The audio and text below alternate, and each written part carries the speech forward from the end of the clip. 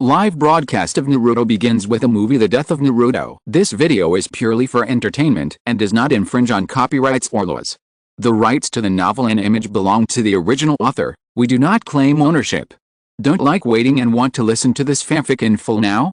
Subscribe to our Patreon, where you'll find the best fanfics. Chapter 676. The exposed Otsutsuki provided the people of the ninja world with another topic for after-dinner gossip, but the wave did not last long and soon subsided in people's daily lives. The reason for this is that in addition to the time when the last episode of the Sky Curtain happened, it was too long ago, and more importantly, it was because people's vision and knowledge were constantly improving and watching movies again and again. And the evaluation and analysis of the two Otsutsuki were basically expressed through the discussion of the last bullet screen, so people naturally would not always focus on the two Otsutsuki who were defeated by Naruto, Sasuke and the Five Cage. If you have that time, you might as well recall the fear of being dominated by Uchiha Madara. At least this is a native local. It is enough to step on the two outsiders who ran to the ninja world to show off their power but were beaten like dogs. Of course, not everyone took the Otsutsuki seriously. Apart from the intelligence agencies of various countries, if we talk about who in the ninja world is most concerned about Otsutsuki, it is naturally Hyuga. Unfortunately, Hyuga's investigation direction of another bloodline was wrong from the beginning, not to mention that there is very little information about another bloodline, so Hyuga naturally cannot obtain any valuable clues for the investigation of Otsutsuki. The turmoil in the ninja world did not disturb Naruto's training journey at all. In the cycle of tasks, training and rest, Naruto moved forward as fast as a clockwork. In just 1 year, he completed the one-handed display of the spiral shuriken and the complete liberation of the nine-tailed fox. And by opening the seal, Naruto naturally saw the chakra of Minato and Kushina sealed in his body, realizing his long-cherished dream of meeting his parents. After fulfilling his wish, Naruto was extremely relaxed and smooth both physically and mentally. He then began to practice the Nine Tails and Sage transformation. I believe that it won't take long before he can fully grasp the changes in these two forms. It is worth mentioning that during this period, Naruto went to the land of demons to help SHE and eliminate the demons, but during this process, the two did not get along very well. The reason is that due to the lack of common adventure experiences, Naruto's empathy for SHE could not offset SHE's savagery, and finally the two parted unhappily, leaving Jiraiya speechless. If it weren't for that little girl Hinata, with the way you treat girls, you would definitely be single for life. On the other hand, Sasuke and Itachi's investigation journey did not make much progress. Let alone how much information the Uchiha has lost in the continuous migration and reproduction over the past thousands of years. Even if it has been preserved, the source can only be traced back to the Sixth Age at most, and don't expect to get any clues about Otsutsuki from it. Even if there are sporadic records that mention the Otsutsuki, Black Zetsu, who has been lurking in the ninja world for thousands of years, will definitely erase the most important and critical parts. In this case, how likely are Itachi and Sasuke to find out the truth about the Otsutsuki? After all, even Uchiha Madara has been kept in the dark. The investigation has made little progress, and Sasuke is not like Naruto in terms of strength growth, who makes progress almost every day. Limited by the growth of the Mangekyo, Sasuke's pupil power cannot be enhanced for the time being, and the development of the Chidori series of ninjutsu has also reached a bottleneck. Therefore, Sasuke can only continue to familiarize himself with the existing means and strive to use 1 point of chakra to achieve 2 points of effect. Fortunately, because of the good cooperation with Orochimaru before, Sasuke can get some help from him.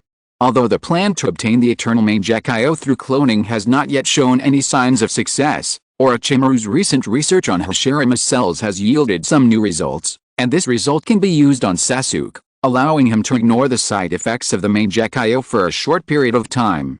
As for the price Sasuke paid to obtain this result, I have nothing to say. The Sky Curtain was only shown 3 times this year. Although the specific content also involved the past or future activities of some masters, as mentioned before, everyone's vision has been improved. Therefore, in addition to increasing the workload of the intelligence team, the discussion it caused did not last long. There was only one person, who was always nervous when the Sky Curtain was lit up again and again, fearing that his plan and identity would appear on the Sky Curtain. He was Black Zetsu, who was running around to revive Kaguya. The increasing pressure made Black Zetsu almost sleeplessly looking for Obito's traces, and his actions became more and more aggressive. There were even several times when he caused quite a stir and attracted the attention of some people in the black market. Black Zetsu was very worried about this. Of course, he would not care. In his opinion, although he was not strong in combat, he was the best in hiding and escaping. He said that there was no first in the second ninja world, and some cats and dogs who made a living in the black market could not touch him. Even if Uchiha Madara was resurrected, Black Zetsu was confident that he could say something from the bottom of his heart to him. Perhaps only when Otsutsuki took action could he completely ignore his ability. Based on this idea, while Black Zetsu was looking for Obito, he was also consciously collecting everything to deal with Otsutsuki. Ninjutsu secrets, blood limit, ninjutsu relics and unknown tools were all within his scope of investigation. After a period of time, he collected a lot of things, but either Black Zetsu could not use them, or Black Zetsu did not know the function, or Black Zetsu could not use them and did not know the function. In short, since he could feel that these items contained a lot of energy, Black Zetsu temporarily collected them. Perhaps when Kaguya was resurrected later, some of them would come in handy. Then on this day, on a high mountain with dense trees, Black Zetsu found Obito, who was untidy and unkempt, in a secret cave near the mountainside. "What are you crazy about, Obito? Have you forgotten Madara and your dream? Have you been hiding here for so long?" Black Zetsu was immediately furious. Since the failure of the raid on Greyer Institute and Sand Village, Black Zetsu and Obito's contact has been completely cut off. Who can understand how bad his mood and how much pressure he has been under during this period of time? If there is no need for Obito's help now, Black Zetsu would like to possess him directly to complete his plan. Restraining his anger, Black Zetsu slowed down his tone and said sincerely, "I know that you are a little discouraged because you failed to capture the tailed beast, but we are not completely hopeless. As long as we can revive Madara, everything will go smoothly, so you pack up immediately, and we will go to the Hidden Rain village now, and use the backup left by Madara to control Nagato." As soon as they met, Obito heard Black Zetsu say this long paragraph, but his eyes were unusually calm, which formed a sharp contrast with his unkempt appearance. Looking at Black Zetsu, Obito asked in a flat voice, "You have also seen the sky curtain during this period of time, so let me ask you, why do you think that the backup left by Madara can still work when you already know his layout? Do you think Nagato will not be prepared at all?" Chapter 677. You don't have to worry about this. Madara had expected Nagato to find out his plan, so the backup plan he left behind is not so easy to get rid of. Black Zetsu said confidently, "Even if Nagato really found a way to crack it, as long as you deal with him, with my concealment ability, it is not difficult to get close to control him, and then I can naturally activate the Samsara natural technique. Is that so? Now, please answer my second question." Obito looked at Black Zetsu with cold eyes, knowing that it was Madara's plan. "Do you think I will still move in the direction he pointed?" "What? You?" Black Zetsu instantly remembered the episode when Obito's truth was exposed. After cursing inwardly, he said the reason he had prepared long ago with a normal expression. "You are not influenced by the speculation of those ignorant people, are you? You can see it yourself." At that time, Madara was able to survive only by relying on the life extension of the Outer Path Demon statue. The only power he could control was those White Zetsu. Do you think that with the power of White Zetsu, he could influence Kirigakure, one of the 5 major ninja villages, to implement that plan? Black Zetsu said it with confidence, but if Obito did anything wrong, it would immediately activate the talisman buried in his heart by Madara, and at the same time, it was ready to escape underground. At this time, part of its feet that touched the ground had already drilled into the ground, and it could cut off its tail and escape at any time. I am not smart, but I am not stupid. I can still understand the logic of those people's reasoning, but it doesn't matter whether it is Madara's conspiracy. Anyway, I am no longer interested in infinite Tsukuyomi." Obito replied with a look of relief. "Not interested? So, you don't want to seal in anymore?" Black Zetsu said, while actively disconnecting the part of his body hidden underground, allowing it to drill deeper, but soon, his dark and expressionless face showed a look of shock.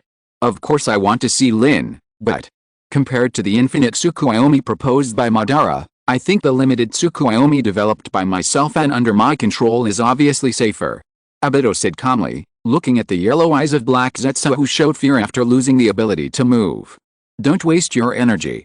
The cave we are in including the space around you, has been sealed by me. This is a byproduct of my research on limited moon reading during this period of time. My understanding of time and space has been greatly enhanced. Zell, as the half of Uchiha Madara, you seem to be too confident in your original body. Why do you think you can still calculate Nagato when everything is almost exposed? Why do you think I will still obey your orders? Whether it is the samsara eye or the talisman in my heart, there is no bondage in this world that cannot be removed. So, your mission is over. After that, I will dig out everything you know, Kamui. The rotating space vortex instantly encompassed the entire cave where Obito was. Black Zetsu disappeared without resistance along the distortion of space. The indestructible power of space directly wiped off a layer of rock and soil, expanding the volume of the cave by several points. Stopping Kamui, Obito walked out of the cave specially prepared for ambushing Black Zetsu. Looking at the dazzling sunlight in the sky, Obito sighed imperceptibly. The power of time and space is not enough. I hope that the memory of this half of Madara can play a role for me. As soon as the voice fell, the sky that had been motionless suddenly lit up, and a sharp roar came from it. Obito looked in the direction of the sound, and his expression suddenly became a little dazed. Is it this time again? So that's it, the plot starts from here, so the next is the defeat of Madara and me. As if it were some kind of omen, the moon shone with dazzling red light. Naruto, Kakashi, the Eight Tails, and Kai, who was exhausted in his palm, all looked at the huge one-eyed monster in front of them in horror. It was none other than the fully resurrected collection of tailed beasts, the Ten Tails. The short moment seemed as long as several days. With the appearance of the Ten Tails, a shock without warning spread from it, and the smoke and dust that covered the sky and the sun rushed in all directions. Uchiha Madara and Obito avoided the impact and came to the Ten Tails. Naruto and others instantly tensed their bodies and let the smoke and dust blow by. Then they raised their attention and stared at the Ten Tails with a mouth full of fangs and a ferocious face in front of them. Opening critical hit. The Ten Tails came up right away. Great. It's the sequel to the previous 4 wars. Finally, we can see how our coalition won. I can't get enough of the content of the recent Shyammu. Sure enough, it can't be done if the protagonist is not Naruto. Nonsense. The story of the Tsuchikage-sama's past in the last issue is also very exciting. It's just because Naruto appeared more often that everyone has a preconceived impression. If the first few issues of Tenmu were shown now, everyone would still not be satisfied. The malicious chakra on the golem has obviously disappeared. How could it be? Naruto looked at the Ten Tails in front of him with reluctance, and Kakashi's face was also ugly. Inside Naruto's body, the nine-tailed fox sat cross-legged on the ground, and explained with a serious expression, that thing can't be defined by the concept of emotion at all, it can't be perceived. Facing Naruto's puzzled eyes, the nine-tailed fox explained, that thing is just like the feeling of soil, water and air in normal times. It is the natural energy circulating in this world. If you use the sage mode to perceive it, you will understand it clearly. Capturing the key words in the nine-tailed fox's words, Naruto did not hesitate to sit cross-legged directly, trying to find out the details of the ten-tailed fox by sensing natural energy. The nine-tailed fox looked at Naruto's actions and said helplessly, "Forget it, Naruto, even if you explore, you will only get the result of infinity." The situation is indeed as the nine-tailed fox said. In Naruto's perception, the ten-tailed fox in front of him is almost like the planet itself. A huge amount of energy gathers on its body, just like the airflow surrounding the surface of the planet. Seeing this, Naruto pretended to be calm, but the cold sweat and stiff smile on his face could not fool anyone. "Hey, this is not funny at all." "What do you mean?" I didn't quite understand the nine-tails explanation. "I don't really understand either. Isn't it an aggregate of tailed beasts? How did it become natural energy?" And in Naruto's hallucination, the ten tails was seen as a planet. Could it be that the ten tails body is the earth under our feet? No, no, no. Don't expand its concept without permission. Natural energy is natural energy. Don't equate it with the earth, okay? Chapter 678. 2 catheters with wood textures extended from the skin of the ten tails and pierced into the back of Uchiha Madara and Obito's necks. The two looked calm and expressed their own ideas about the next action. I wanted to catch them before the ten tails resurrected, but I didn't expect them to be so capable. Although he praised him, there was no emotion on Uchiha Madara's face. Obito had no intention of exploring his inner thoughts and said bluntly, I will start the ceremony of infinite moon reading immediately. That big illusion takes some time to summon the moon. Those people will hinder the spell. It will be convenient for us to deal with them first. What do you think? Uchiha Madara glanced at Obito, who turned his head slightly and mocked him unceremoniously. Madara, you just want to try the power of the 10 tails, just like a child. Feeling his aggressiveness, Uchiha Madara responded meaningfully, you are wrong. The impatient and impatient are more like children. Is there anyone I think? Obito's attitude towards Uchiha Madara is very rude. Maybe he feels that he has grown wings. Judging from the twists and turns in Uchiha Madara's resurrection plan, Obito should have long had the idea of leaving him behind and completing the infinite Tsukuyomi plan alone. Obito was not wrong about Uchiha Madara. He really likes to show off his strength. When he fought against the coalition forces before, he seemed to be showing off his skills. From this point of view, he is indeed very similar to a child. In fact, I had a question before. In the infinite Tsukuyomi plan that these two are currently carrying out, do they include themselves in the dreamers at the end? I don't know about Uchiha Madara, but Obito should be included. Otherwise, why would he go to such great lengths? Isn't it just to make Rin come back to life in his dream? In that case, why do we have to do it now? Just rush to be the leader and follow Uchiha Madara's instructions. If Uchiha Madara is the leader, at least we have to wait until he is fully resurrected. In this case, it is no wonder that Obito rejects him. After all, if he performs the Samsara technique, Obito will have to sacrifice his life. Normal people will not do such a loss-making business. Uchiha Madara should have a backup plan. I feel that his response to Obito is implicit. After the words fell, the 10 tails, under the control of Uchiha Madara, swung its arms and dragged its huge body towards Naruto and the other 4. The movement itself produced a violent impact and raised enough dust to cover the sky. The 8 tails looked at the scene in front of him and asked a little panic, hey, the incredible guy is coming. Do we really have a chance of winning? If you escape, can you hide in the octopus pot peacefully? With just one sentence, the 8-tailed beast dispelled his fluke. The 9-tailed beast said to the people around him, by the way, before that, give me the one called Kai first, I will recover him later, and Naruto and Kakashi. Under the command of the 9-tailed beast, Kakashi, Kai and a shadow clone of Naruto fell into the mouth of the 9-tailed beast. The 9-tailed beast treated and recovered them while making arrangements for the next battle. Listen, first keep a distance and see how it moves, then avoid attacks according to its movements, and let it hit a big move at close range, that's it. Feeling the constantly recovering power in his body, watching the 2-tailed beasts raise their tails and struggle to resist the whistling wind from the outside world, listening to the battle arrangements of the 9-tailed beast, Kakashi sighed sincerely, the 9-tailed beast is like a captain. What? Do you have any objections? The arrogant 9 tails shouted angrily, and Kakashi did not continue to tease him, and responded with a smile, no, I just feel a little happy. Be happy. Wait until you win before you're happy. Go. The 9 tails shouted loudly, and together with the 8 tails, they rushed towards the huge amount of smoke and dust that was rolling on them. Without the support of the 9 tails, Kakashi and Kai would have fallen down long ago. The reason they can fight until now is entirely due to the 9 tails chakra. This is the first time I feel that the 9 tails huge body is so reliable. It can fight, carry, recover and command, it is simply a natural leader. Don't exaggerate too much, the 9 tails battle arrangement is just standard, and it mainly relies on its strength to maintain the battle situation. Then what else? An opponent like the 10 tails, without relying on strength, you don't really think you can defeat it with strategy. Kakashi, what's wrong with you? Don't you know how to read the atmosphere? Don't you know that Jiuwei is shy and easily embarrassed? What nonsense are you talking about? Facing the natural disaster in front of us, we can still maintain this mentality. As expected, everyone who can. It's not easy for masters who have made a name for themselves in the ninja world. Ha. Isn't it just a compliment from teacher Kakashi?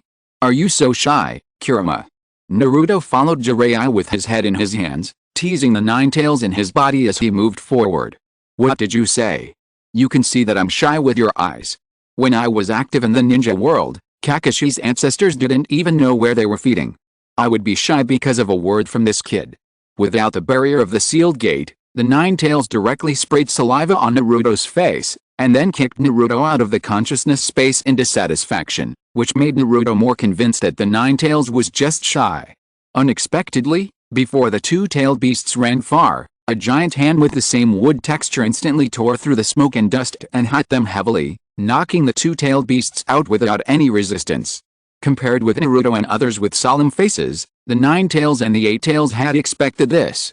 After using the attack of the Ten-Tails to pull away, they simultaneously released continuous tailed beast balls to attack each other remotely. Uchiha Madara and Obito, standing on the head of the Ten-Tails, calmly watched dozens of tailed beast balls coming towards them. They didn't need to control it. Relying on instinct, the Ten-Tails used the same attack method. With the support of the almost endless energy in its body, high-density chakra erupted from its mouth in the form of a beam cannon. The dark red beam cannon instantly engulfed the Nine-Tails and Eight-Tails tailed beast balls, and with a swing of the Ten-Tails head, the beam cannon swept across the battlefield and hit the two-tailed beasts that were curled up into two balls with their tails as protection. Hiss. Although I saw that the Ten-Tails was very large before, I didn't expect it to be this big. A palm is almost as big as a tailed beast. Chapter 679. With this size, even if it stands still and lets people hit it, if the attack range is not large enough, it will probably be exhausted and have no effect on it. The tailed beast ball, the ultimate move of the tailed beasts, has almost become a regular skill on this battlefield. There is no way. If the attack power is not enough, it may not even be able to break the defense. And even if it breaks the defense, I don't believe that the recovery ability of the Ten-Tails will be worse than that of the Nine-Tails. Oh my god. This energy cannon is too big.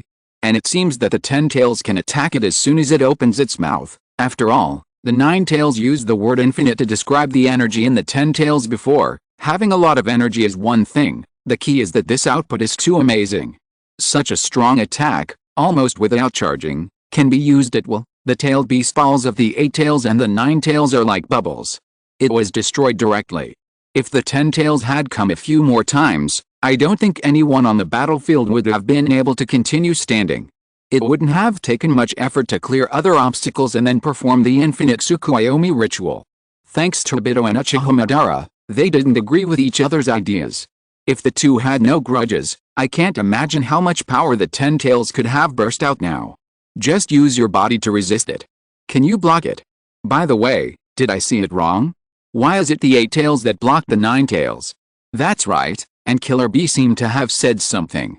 Did he come up with a plan? After the violent explosion, the Nine-Tails lost a large part of its nine tails.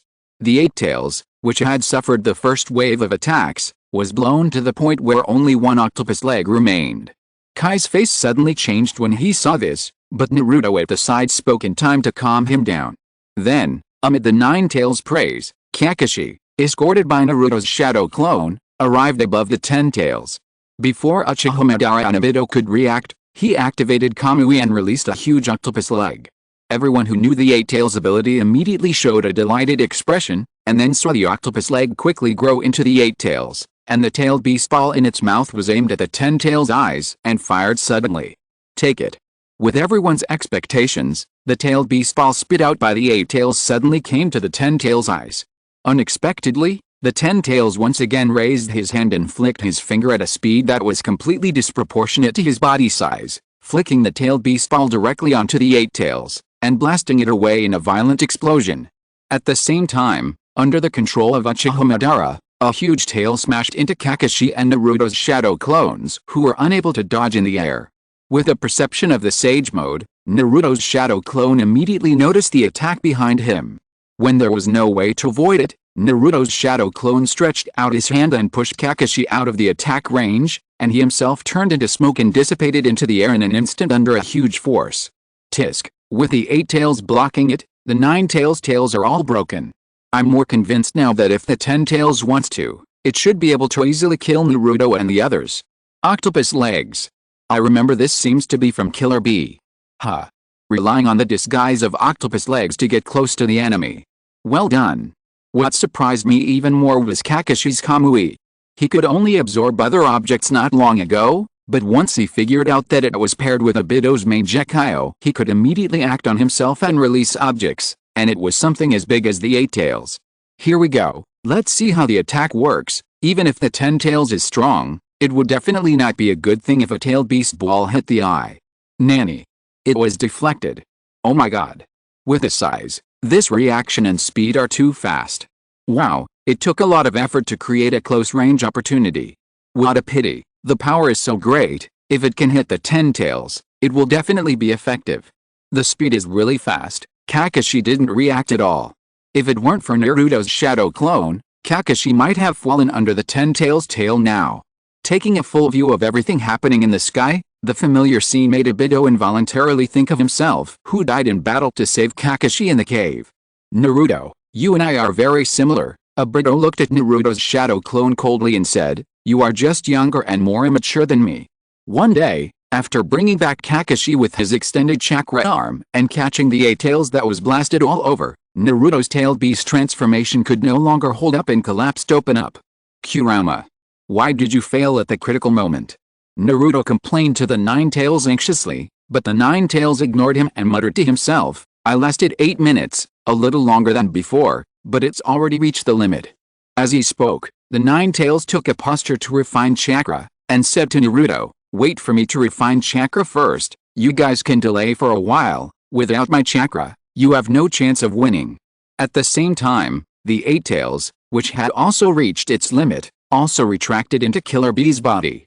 Together with Kai, who collapsed on the ground, and Kakashi, who was exhausted after transmitting the 8 tails, Naruto and his companions' combat power fell directly to the bottom. The fact that Obito would think of the past shows that he still cares about it. The scene where Naruto saved Kakashi was so vivid. Tisk, I don't know how to fight next. After a round of attacks, the enemy is fine.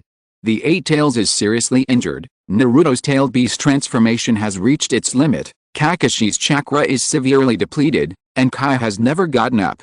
How should we fight next? From the current situation, it seems that Naruto has played all his cards. Then we can only hope for a miracle. Maybe this is the embodiment of the title of the Child of Prophecy. Naruto saw the current situation and knew that he and others could not hide their status from the enemy. Despite this, Naruto did not show any discouragement on his face. He turned around and made a hand seal of the shadow clone with a firm look in his eyes. Are you going to use your best shadow clone again? Although it is a forbidden advanced ninjutsu, it will only increase the number of useless people. Uchiha Madara looked at Naruto's actions with contempt, and Naruto gave his own answer without thinking, "I am not useless." Chapter 680. Although he was very pleased that Naruto could always maintain his high will, Kakashi had to pour cold water on him at this time and persuaded Naruto not to waste his chakra on the shadow clone. It's just a mob after all. Uchiha Madara continued his ridicule, and after finding that Naruto didn't even understand what he said, he was more certain of his thoughts. At this time, Obito interrupted and said, "What I mean is that even if there are more people, it will be useless without matching power. Naruto, you and I are both incompetent, and sooner or later, no, everyone will become like me sooner or later. I will not become like you. How many times do I have to say it before you understand? I want to be the Hokage." Naruto shouted. "Don't worry, everything will go smoothly. No ninjutsu can defeat the infinite Tsukuyomi. I can make you become the Hokage in this jutsu, so." Obito completely ignored Naruto's response and said to himself, "Disappear with this world." Tisk tisk, Uchiha Madara should just be using words to attack Naruto? He shouldn't think that Naruto is really a waste from the bottom of his heart, right? If Naruto is a waste, then how many people in the ninja world can be in Uchiha Madara's eyes? Don't you think that everyone except him is a waste? Of course, it must be Senju Hashirama. This can be seen from the number of times Uchiha Madara mentioned him. Ha ha ha. Is it because the first generation of Hokage defeated him, so Uchiha Madara has been obsessed with it, so that other people can't be in his eyes? Naruto is naturally not related to waste, but in this case, the shadow clone does not really play any role, not to mention according to Naruto, judging from his past performance, his shadow clones, I know. Obito seems to want to convince Naruto with words, repeating what he said to Naruto several times. Because he thinks Naruto is very similar to him, he wants to convince him to prove that he did nothing wrong. Isn't that the case in those novels? Tisk. So far, Naruto has never lost to anyone in verbal debates. Even Nagato, who couldn't give a specific answer, Naruto could persuade the other party in a roundabout way, not to mention Obito's untenable arguments, saying that everyone is incompetent and will definitely become like him. I don't know how he came to this conclusion. After the words fell, the Ten Tails opened its mouth and fired a dark red beam cannon. Kakashi and others tensed their nerves and were about to make the final resistance, but when the beam cannon hit them, it suddenly deviated at a large angle and passed by them, flew into the distance and flattened several mountains along the way. The unexpected result made Obito snort coldly, and he glared at the spiritual power wrapped around his body. At the same time, Ino, who was held by Hinata, fell from the sky and said in disbelief, "The most accurate heart turn with the help of the Byakugan was cancelled in just 2 seconds.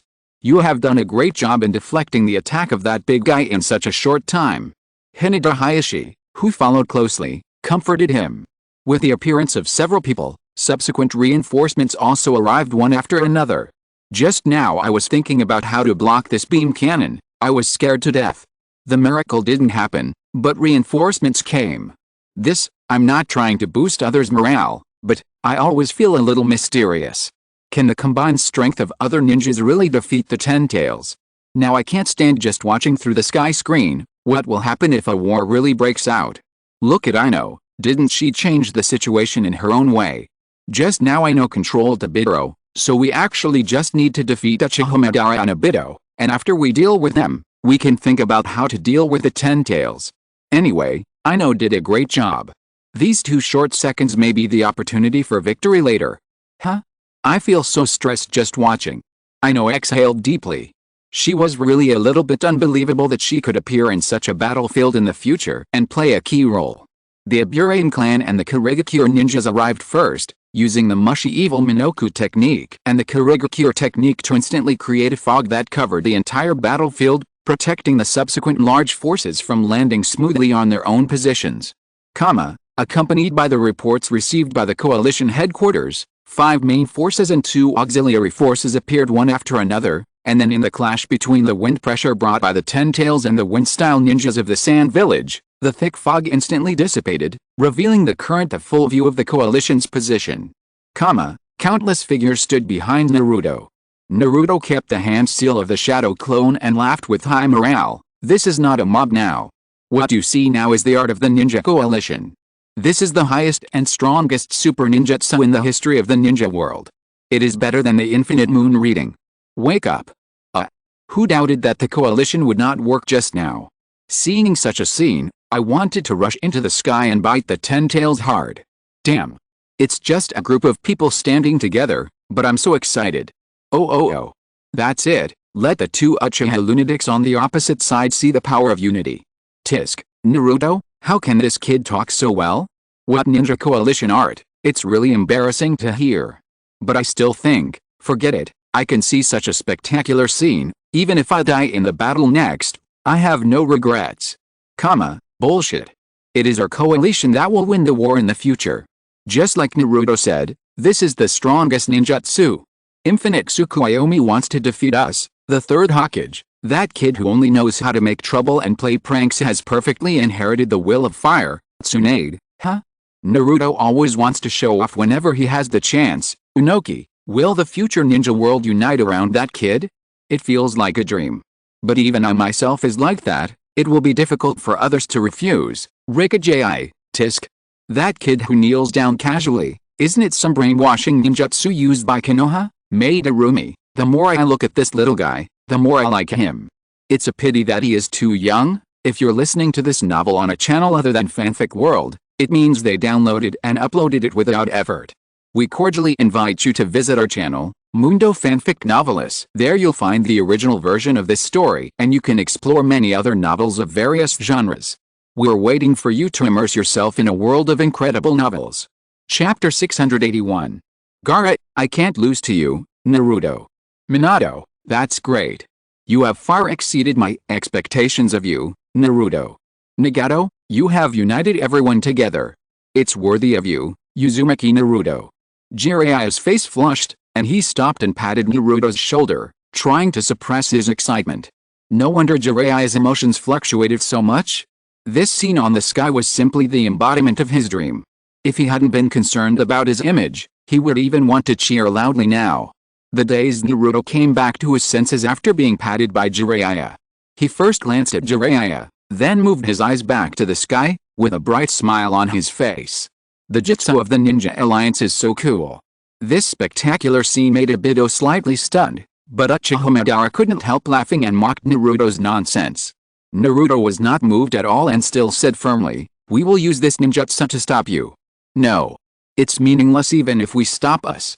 Why don't you understand?" Obito said expressionlessly, "This jutsu will definitely fall apart after this battle, and then some of you will repeat our mistakes. In this world, no matter how you struggle, you are doomed to fail. Look clearly, there is no hope in this world." At the end, Obito's expression gradually became ferocious. Hearing this, Naruto pursed his lips and said without giving in, "No matter what you say, I firmly believe that there must be hope." "Humph. You actually look down on our ninja alliance technique. Uchiha Madara, a loser, dares to be so arrogant. Hey. You can cheer up, but don't be arrogant. Even if the alliance wins in the end, Uchiha Madara's strength is not fake. Before you say that kind of big talk, think about whether your body can withstand the attack of the meteorite. Going from one extreme to another. Tisk, Obito is really not good." He only said a few words, and he couldn't predict the development after the battle. The effect of the Ninja Alliance technique in the future is very good. From this point, we can see how outrageous his thoughts are. He just takes it for granted that he thinks he's right, but he insists that others support his plan. The conversation between the two was extremely boring to Uchiha Madara, so under his urging, Naruto took the initiative to stop the current topic and asked jokingly, "When there is a disagreement, the minority usually obeys the majority. What do you think?" "Good idea, then, just wipe out all of you, and then." Obito responded with a sneer, and Naruto showed an expected expression on his face. "Is it really the same, but?" After a moment of silence, Obito and Naruto shouted in unison, "This world. Obito, I want to end it completely." And Naruto, "It won't end here." As if it was a signal to start a war, the coalition suddenly burst into a deafening shout, and then set off at the same time, landing in different directions in an orderly manner and aiming at the 10 tails in front. Naruto's idea is good, the minority obeys the majority, but unfortunately, both opponents are people who do what they want. Obito is fine, it's mainly for Rin, but Madara, if his ideal is really peace, then he really won't listen to other people's opinions. Where does he get the confidence to think that his ideas must be correct? Humph. He is a descendant of the six-path sage, but after all, the conclusion that Uchiha Madara pursues peace itself gives people a very outrageous feeling. I would rather believe that he actually has other plans. Anything is fine, the final battle has finally begun, and it will be soon know the truth of everything. You have bought a lot of time. Well done, Naruto. At this time, Narashikaku's voice came into Naruto's mind through Yamanaka Inochi's spiritual secret technique. "Thanks to you, we have conveyed the next tactics in detail to everyone. According to the intelligence, the enemy has very powerful eyes, so the first step is to disrupt the opponent's vision and use sleight of hand to delay its actions." Everyone in Kumagakure. Under Yamanaka Inochi's connection, Narashikaku's command was conveyed to the Kumagakure ninjas on the battlefield without delay. The Perception Ninjas led a group of Kumagakure ninjas to perform the lightning release lightning pillar. At the same time, Daru led another group of Kumagakure ninjas. The combination of storm release and the two filled the entire field of vision of the 10 tails, Uchiha Madara, and Obito with dazzling light.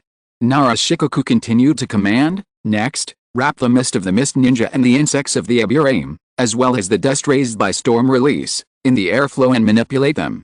Everyone from the sand village, now is the time." Temari and a group of sand ninjas stepped forward and performed wind release, airflow dance to blow a gust of wind towards the 10 tails. Looking at the dust that covered everything in front of them and feeling the irregular airflow around them, Uchiha Madara and Obito saw the dense chakra of insects wrapped in the airflow through the perspective of the Sharingan. Although I don't know where the coalition headquarters is, I can contact certain specific people on the battlefield in this situation. Konoha's Yamanaka Inochi actually has this level of spiritual power. Well, I know they are there.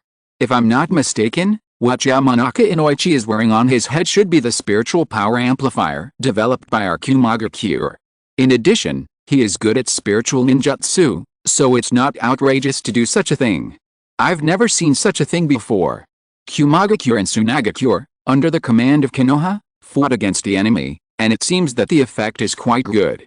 The command is too strong. If you don't understand, then ask, is this command level very high? In my opinion, it's just a very ordinary arrangement. Yamanaka Inoue, who is responsible for transmitting information, and the ninja who is responsible for the attack are obviously more important. You don't understand this. Judging from the conversation between Naruto and Naruto just now, there was not much time to formulate this attack plan. To be able to familiarize himself with the ninjutsu that the ninjas of each village are good at in such a short time, and to use it in actual combat in a blink of an eye, this level of command may be less than one hand in the ninja world. Chapter 682. Both their vision and perception were taken away, but Uchiha Madara and Obito did not show any panic on their faces, because they knew very well that as long as the Ten Tails exerted a little force, all obstacles in front of them would disappear instantly. Naruto naturally considered this, so in order to prevent the Ten Tails from counterattacking, there was no rest time in this battle from the beginning. Everyone from Iwagakure, take action. At the command, Wang-Tu led a group of Iwagakure ninjas to perform Earth Release, Earthquake Core, instantly creating a huge deep pit, causing the Ten Tails to fall into it before it could react.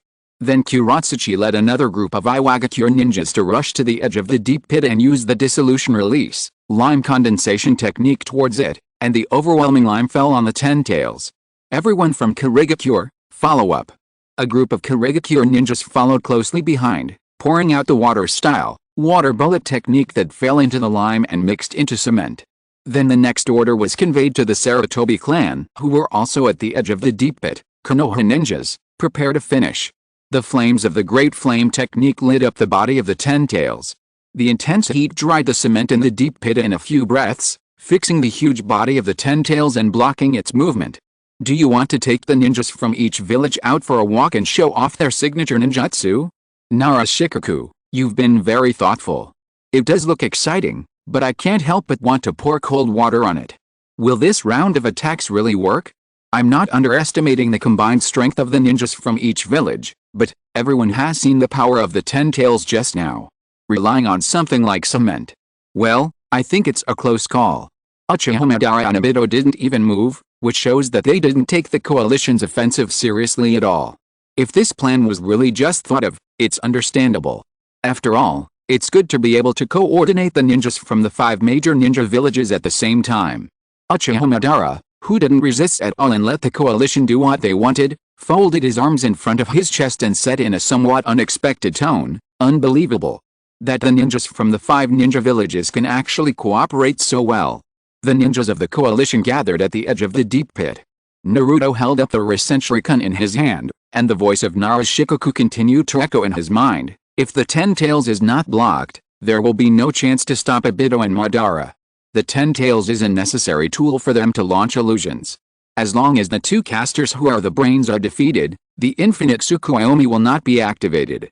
But remember that the time the Ten Tails can be sealed is extremely limited. Only physical attacks are effective against Madara, and physical ninjas need to be used. And Obito can pass through all attacks, but according to intelligence, he can only last for 5 minutes.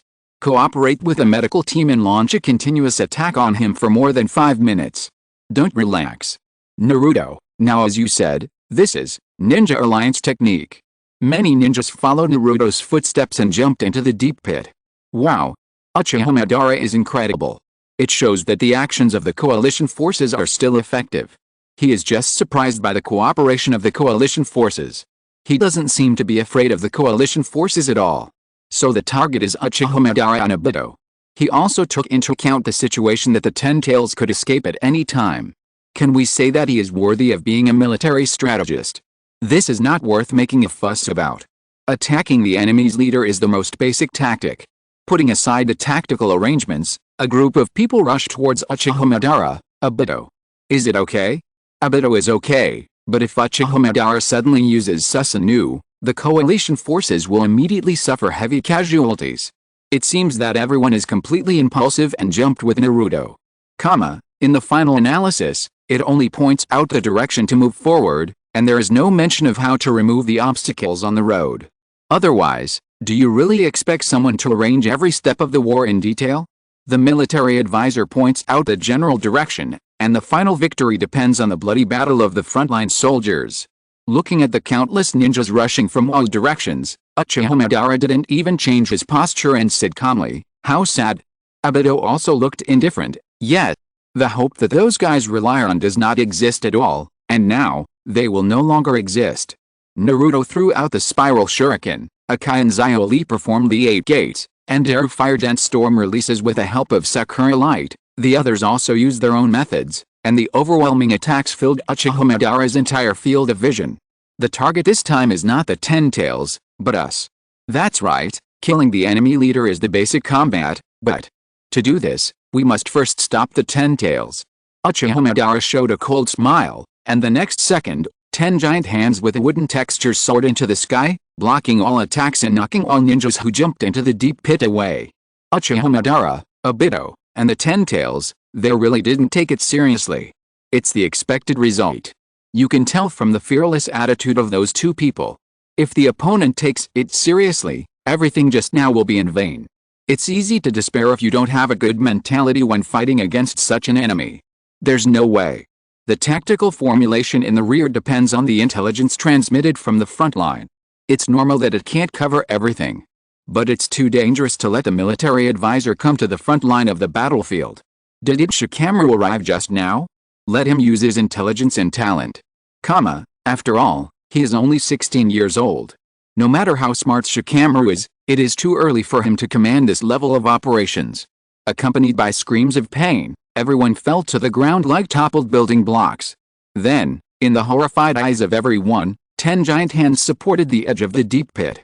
A deformed monster with sharp horns on its head, a single eye and mouth that were not on the same plane, thin limbs and bony bones, and a huge flower bud on its back climbed out of the deep pit and appeared in front of the coalition forces, and at the same time as the monster appeared, the perception water ball of the coalition headquarters extended a water ball of almost the same size.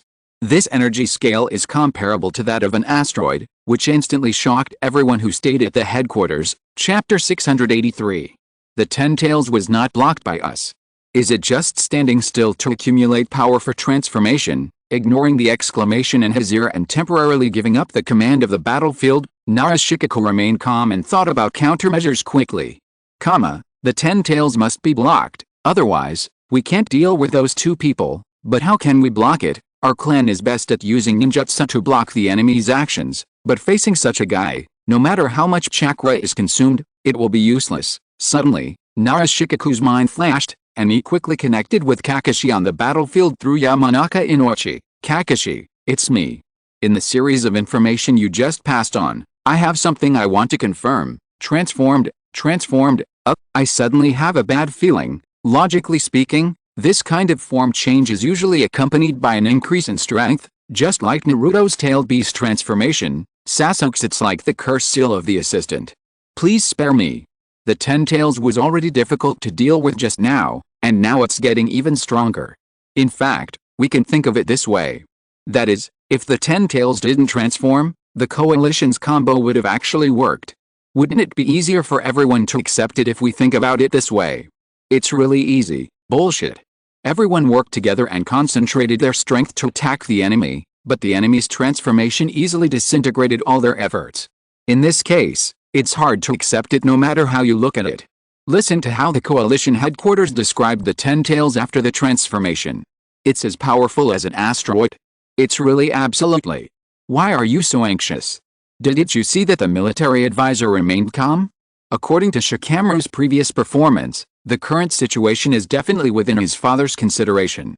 This is too blind. Listen to his inner thoughts. It is obviously beyond his control. It seems that there is a turning point. This is the usual routine of the Nara family. They can always come up with new countermeasures in disparate situations. We in Konoha have an absolute say in this. The transformed Ten Tails stood up and roared to the sky. The Ten Tails behind him danced restlessly. Feeling the restlessness of the Ten Tails, Uchiha Madara said, the control of the Ten Tails is becoming more and more difficult. It's difficult. We have to use Hashirama's cells to strengthen the control. As he spoke, a white tentacle extended from Uchiha Madara on Obito's body and connected to the Ten Tails. After strengthening the control, Uchiha Madara said to Obito in a seductive tone, how powerful is the Ten Tails in the state? Don't you want to see it with your own eyes? Yes. After all, we have to let them understand what is despair. With Obito's murderous response, The 10 tails opened its mouth and condensed a cone-shaped tailed beast ball. Seeing this, Kakashi hurriedly stopped communicating with Naruto. After judging that Kamui was too late to stop it, he immediately let the yellow soil around him raise the ground to interrupt the 10 tails aiming. The suddenly rising ground destroyed the 10 tails' balance, causing the tailed beast ball originally aimed at the coalition to be launched diagonally upwards. Then the picture quickly lifted and enlarged. A moment later, on the horizon in the distance, an explosion of flames almost connected to the sky rose from the ground. The ground shook violently, and Kakashi looked at the 10 tails with a serious expression. So far, the previous tailed beasts can't compare with it at all. What an amazing power!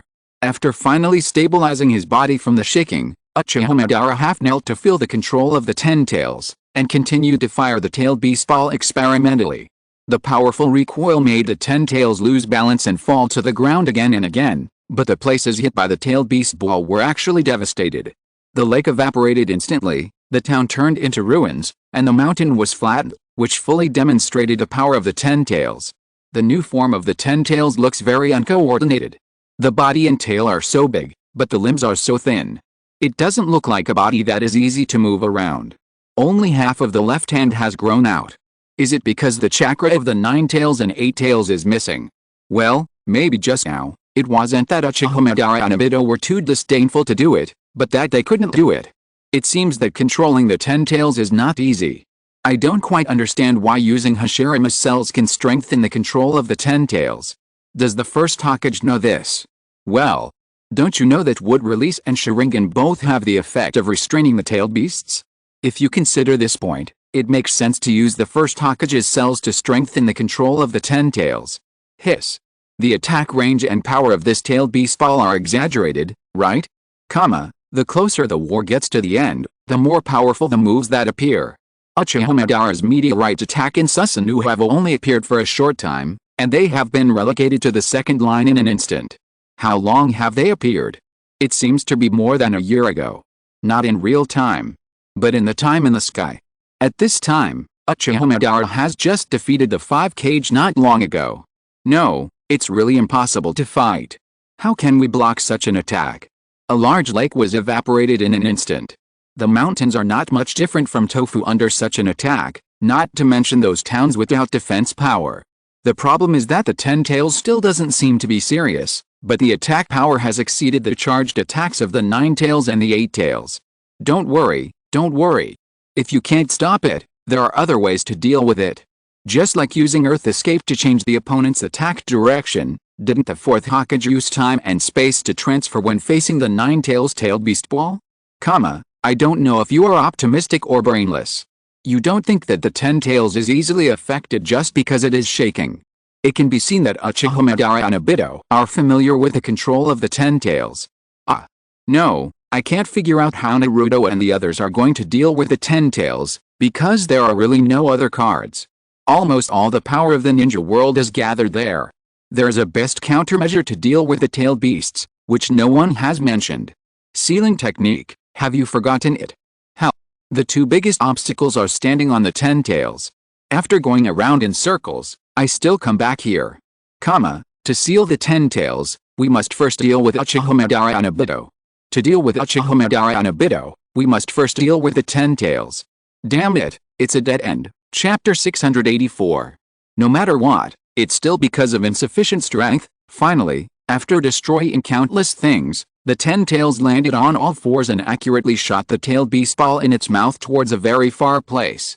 Looking at the direction of the tailed beast ball, Niji's face suddenly changed. On the other side, at the Allied Forces headquarters, several people who were discussing the safety of the people in the rear suddenly heard the exclamation from Qing, who is responsible for perception. Shikoku hurriedly asked about the situation. Qing exhaled and said in a deep voice, "Calm down, listen to me." As soon as he opened his mouth, Shikoku immediately understood what he meant, looked up at the ceiling, and murmured, "Here, Shikoku, what should we do?" Yamanaka Inochi asked calmly. "Do what you should do."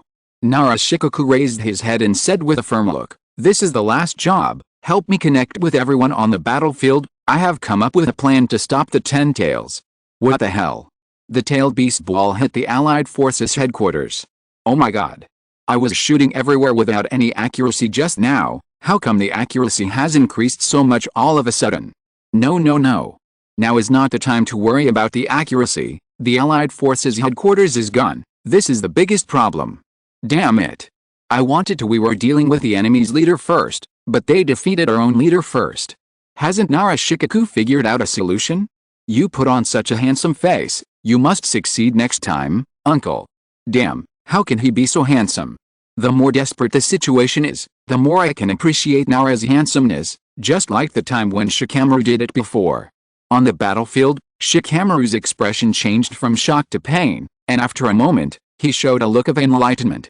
Ino bit her lip and lowered her head, tears streaming down her cheeks. The flames in the distance shot up into the sky, representing the complete disappearance of the entire coalition headquarters. Obito twisted his neck, and Uchiha Madara tapped his forehead with satisfaction. Finally hit. Now the leaders of the coalition should be wiped out. Shikamaru. Choji looked at Shikamaru reluctantly, but was immediately interrupted by him. We are still fighting, no need to say more nonsense. I know, you two, just do what your father says. Listening to Shikamaru's words, looking at Ino wiping away tears, Naruto has not reacted yet, or is unwilling to react, like Kurosaki Ichigo who just activated the holy word D, and asked, what is going on? Don't look around, you are the key to this battle.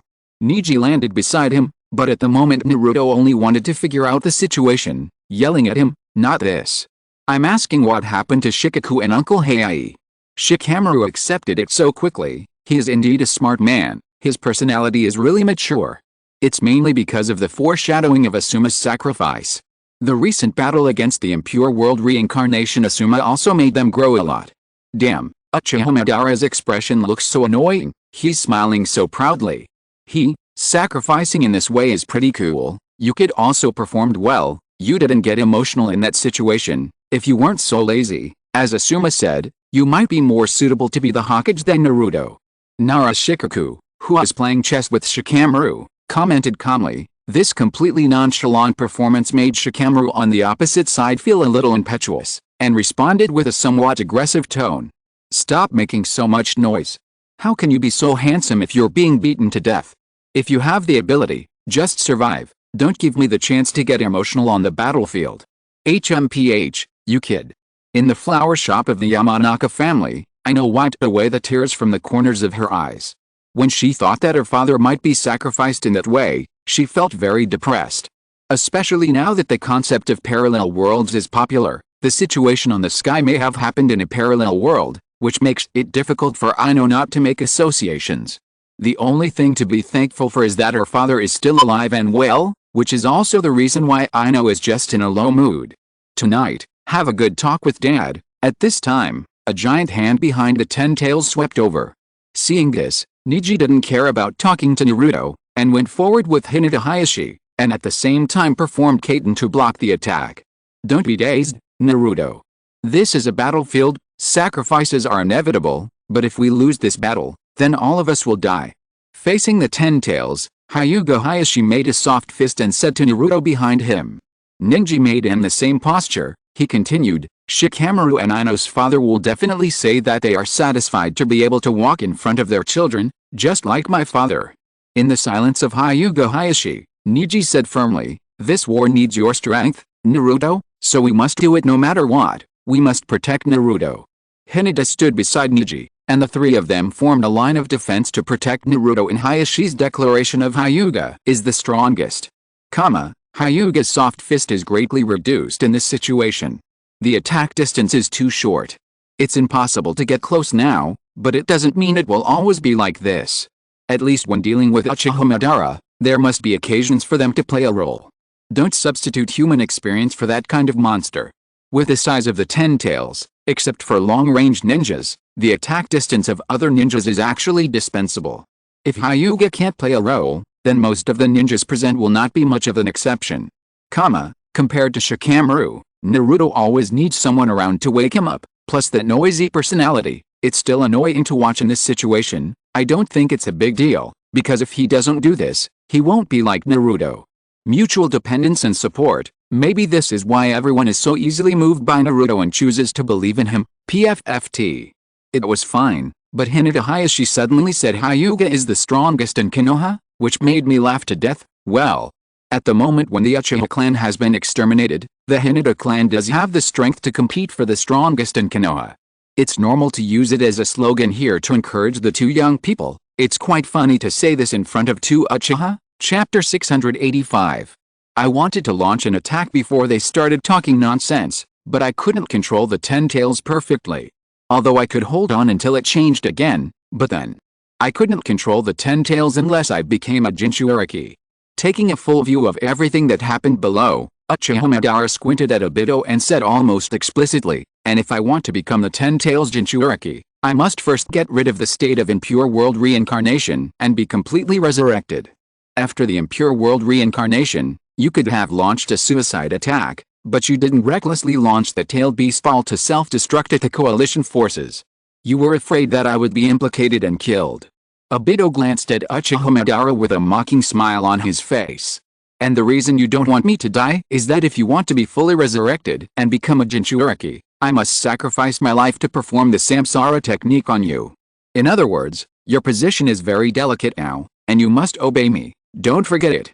This was expected, so Uchiha Madara's expression did not change much, but he said to Obito lightly, "You've grown wings." In response, Obito also bluntly said that he had never regarded him as a companion. It seemed that there was nothing he could do to Obito, so Uchiha Madara directly handed the command to him, and Obito made the decision. Continue.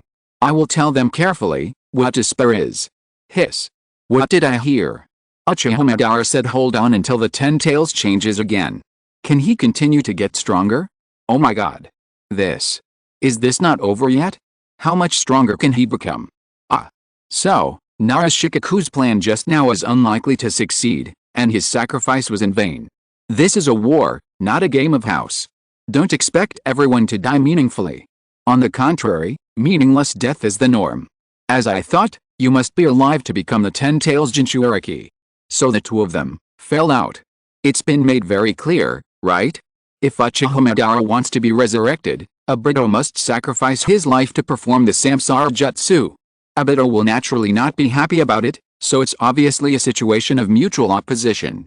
Two people who use each other will see when they don't need each other anymore, and then they will turn against each other. Is this the chance for the coalition to win? To alienate the two and let them quarrel among themselves? So, under Obito's control, the 10 giant hands behind the 10 tails were raised at the same time, with their palms pointed at the coalition forces below. Then, amid a piercing howl, the giant hands shot out a blanket of wooden spikes, like a downpour, instantly causing huge casualties to the coalition forces. The wooden spikes pierced through a large number of ninjas who had no time to dodge, and continued to branch and grow after entering their bodies, causing irreversible and fatal damage. Some of the ninjas with quick reactions fled around looking for cover, and only a small number of ninjas could actively block the attack, but they also had a great impact on the overall situation. It didn't have much effect. The 10 tails continued to attack, and gradually, even the ninjas who took the initiative to block the attack began to become powerless. The swords and kunai in their hands were interrupted one after another, and the rising earth flow wall was pierced and shattered by dense wooden spikes. Even the so-called absolute defense Kaiten was broken, knocking off Niji's forward protector and revealing the caged bird curse seal on his forehead. The action was blocked, and Niji's defense was temporarily suspended. Fortunately, Naruto had entered the Sage mode at this time, and took the initiative to step forward to block the next wave of attacks for Niji on the grounds that he couldn't always rely on geniuses. Well, this wooden spike move seems to be the wood release ninjutsu that Obito used when he turned evil before. Really, could it be that the source of wood releases the 10 tails? It's really possible. I remember that the two people from Otsutsuki described the tailed beasts as the scattered chakra of the divine tree. The divine tree and wood release, no matter how you look at it, there is a connection. Just now it was fine if we only relied on physical attacks, but now that we use ninjutsu, the coalition forces immediately suffered heavy casualties. When I think that this thing can continue to grow stronger, with endless energy support, even a fireball can turn into a raging fire that burns mountains and boils seas, not to mention the already powerful wood release. I remember that Hyuga's Kaiten is known as an absolute defense, but it couldn't stop the 10 tails attack at all. You also said it's a title. Isn't it rare that the absolute defense of the ninja world has been broken? Neji failed in the battle with Kodomaru, and Gaara's absolute defense was also broken several times. 4 or 5 spiral shurikens were thrown into the air by Naruto, and with the help of other ninjas, the fire escape released instantly cleared a large number of wooden spikes fired at him, but the price was that Naruto's Senjutsu chakra that he had accumulated with great difficulty was instantly exhausted. The enemy was just the opposite of Naruto. The extremely persistent offensive instantly wiped out the offensive that had just been interrupted. The wooden spikes that paused for less than a second attacked Naruto again. Fortunately, Hinata took action in time to help Naruto block the attack. At this time, the giant hand of the 10 tails swept over again. Hyuga Hayashi blocked the 2 of them and repelled the giant hand with the 8 trigrams empty wall palm. Unexpectedly, the giant hand shot wooden spikes at Naruto while being repelled. Because there were too many, Hinata could only use her body as a shield to block Naruto. Then, in the astonished eyes of Hyuga Hayashi, Neji rushed over and blocked the attack for Hinata in the same posture. Almost at the same time, Wang Tu, who had accumulated enough chakra, used the mountain earth technique. 2 huge rocks were lifted from both sides and clamped the 10 tails tightly, stopping its attack. Then the coalition forces seized the opportunity and launched a counterattack. In a war of this scale, the unsustainable Sage mode won't be of much use. It's difficult. Where's the 9 tails? Hasn't it accumulated all its chakra yet? Not good. Neji. Here. Those wooden thorns have directly split apart in his body. He can't survive now. I understand. Why did Neji's shadow appear when Naruto was helping Boruto perform the Rasengan? It's because Neji sacrificed himself to save Naruto. Damn. He was just one step slower. If the yellow earth of Iwagakure had arrived earlier, Neji wouldn't have sacrificed himself. Who could have predicted this? Medical team. Where are they? Someone is seriously injured. Come quickly. Naruto hugged Neji and shouted anxiously. Neji's chin was against his shoulder, blood was flowing from the corner of his mouth, and he said weakly, "No. I have." Chapter 686. Neji. Brother. Naruto and Hinata's voices trembled. Neji coughed lightly and said intermittently, "Naruto. Lady Hinata is willing to sacrifice herself for you. So, you have more than one life. And now my life has become one of them." Listening to his increasingly soft voice, Naruto's mind was blank at this moment. Why do you want to do this? You are not against Hinata. Why do you sacrifice for me, risk your life to protect me? Tears could not stop flowing. Naruto's slightly choked voice reached Neji's ears, making him involuntarily think of what Naruto said to him during the Chunin exam, and finally everything converged into this answer, "Because you said I am a genius." Neji smiled with relief, and the caged birthmark on his forehead quickly dissipated. "Father. I finally understand, when you volunteered to die to protect your companions, the feeling of freedom." At this time, a blue bird flying in the sky was unfortunately hit by a wooden thorn and fell to the ground and died. This should be the first time that Naruto has witnessed the death of his companions. It seems that Naruto is about to collapse again. What are you talking about? Jiraiya and Kakashi. Oh, Naruto didn't see them die in person. He got the news from others. In a sense, there was actually one time when Sasuke was seriously injured by Bai. Did Naruto think he was dead? The experiences of the two are too different. Their understanding of death cannot be generalized. Willing to die for Naruto's words, "Neji, you are already free enough." Is this ironic? You can only die when you die. The freedom felt by the dead, and the caged bird on his forehead that will disappear after death, the more you look at it, the more ironic it seems. This is a problem that Hinata needs to worry about. We, who are insignificant, just need to experience the current atmosphere. You looked at Hinata, who was crying silently, at a loss, and said nervously, hey, don't cry, Hinata. That happened on the sky, not in reality. Neji is still alive and well. How about we go find him now? I'm sorry. I lost my composure. Hinata choked and rubbed her eyes, then looked at the sky with tears in her eyes, and recovered after a long time. In the Hyuga mansion, there was no emotion on Hyuga Hayashi's face, but from his clenched fists, it can be seen that his mood at this time is not as calm as he appears. Hisashi, Neji is just like you. But I promise you, this scene on the sky will never happen again, because Neji has broken free from the shackles of the Hyuga and can fly freely in the sky. That guy Neji, Actually, Naruto was shocked when he saw the sacrificed Neji. Due to the sky, although Naruto now has a good relationship with Neji, due to the lack of the collision of ideas during the Chunin exam and the subsequent cooperation, the relationship between Naruto and Neji is actually a little worse than that of other Zyokyang of the same period. So it's no wonder that Naruto feels at a loss because Neji is willing to die for him. At the same time, as the person involved, Neji is not proud of himself on the sky, willing to die to save his companions. On the contrary, he is now annoyed to death. Neji's eyes twitched, and he resisted the urge to roar, standing there and letting Akai and Zyoli hug him and cry bitterly. Woo woo woo. Neji, you died so tragically. Zyoli burst into tears, conveying his rich emotions to Neji without reservation. Hearing this, Akai burst into tears, with a relieved smile on his face, patting Zyoli's shoulder and said, Lee. As long as we keep thinking about Neji, he will always live in our hearts. We should be proud of his sacrifice. So, don't show such a shameful expression again. Because of the activeness of the two live treasures, Shianshin couldn't feel sad at all, and could only sigh for Neji helplessly. Didn't you say that you would never let your companions be killed? Naruto. Obito, who had always been paying attention to Naruto, suddenly shouted, What about now? Look around, do you dare to say it again?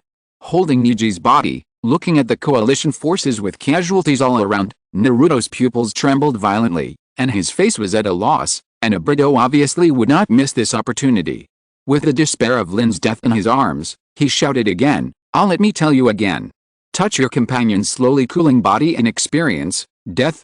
At this time, the surrounding Konoha ninjas came back to their senses from Neji's sacrifice, but everyone's faces were still filled with disbelief. Obito ignored the others and only wanted to persuade Naruto to give up hope. Death will continue, your childish words and thoughts will become lies, this is the result of empty talk about ideals and hopes, this is reality. Naruto, what is there in this reality? There are no parents, no Master Jiraiya, and as long as you continue to be my enemy, your companions will fall one by one like this, and you will live in a world where no one recognizes you. What is waiting for you in front of you is what you are most familiar with and most afraid of, loneliness. Wow. Killing people and breaking their hearts. As soon as Neji died, Obito immediately seized the opportunity to attack Naruto with words. Damn. Didn't you kill the person? Where on earth do you get the confidence to say such things to Naruto? From Obito's perspective, it seems that there is nothing wrong with what he said. The key point is that Naruto did say, I will never let my companions be killed not long ago, but in the blink of an eye, Neji died in front of him. You can imagine how big a blow it was. Naruto used what Nagato said as an excuse to convince the other party before, now I want to see how he will refute his own words. Am I the only one who thinks that Obito's words are sophistry? Obviously, the tragedy in front of him was caused by him. Why does he seem to be Naruto's fault? It's just that Naruto is too principled and too obsessed with his ninja way. If it were a veteran on the battlefield, what Obito said would be worthless. There is no such thing as no death in war, chapter 687. The problem is that Naruto seems to be pursuing a war of immortals. Even if Neji didn't sacrifice himself, Obito's words would still be a blow to him. I don't understand the truth. But I absolutely cannot accept the result of letting everyone dream. I support Naruto no matter what. You are really like me in the past, Obito. Naruto will soon collapse and make the coalition desperate. Uchiha Madara looked at Obito and smiled with satisfaction. Looking at the dejected and silent Naruto, Obito thought the time had come and reached out to Naruto to invite him. At this time, a slender palm gently patted Naruto's face to wake him up. Hinata looked at Naruto stubbornly with indelible tears on her face. Just now, Brother Neji said, Naruto, you have more than one life. Do you understand what this means? Facing Naruto's bewildered eyes, Hinata said sadly and firmly, I will never let my companions be killed. Your words and beliefs are not false. Brother Neji kept them in mind and did it without fear. Not only Naruto, everyone has engraved this sentence and this belief in their hearts. Our lives are closely connected because of this. This is how companions are. Listening to Hinata's words, everyone nearby showed a look of enlightenment. If we abandon this sentence and this belief, then everything that Brother Neji has done will become meaningless. That would be equivalent to killing our companions and severing the bond between us. That's what I think. Obito restrained his emotions and looked at Hinata expressionlessly as she passed on her will and determination to Naruto. So, stand up with me, Naruto, speak your mind and do what you say.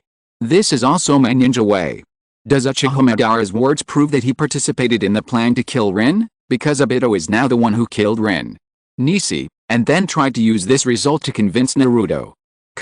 Except for the lack of solid evidence, it can be basically confirmed that this is Uchiha Madara's conspiracy, and there is no value in discussing it. Naruto can cheer up. Hinata has made an indispensable contribution. This is the second time Naruto's two collapses. The turnaround was brought by Hinata. Can we say that they are worthy of being the future husband and wife? Everyone holds the belief of not letting companions be killed, and is closely connected in this way.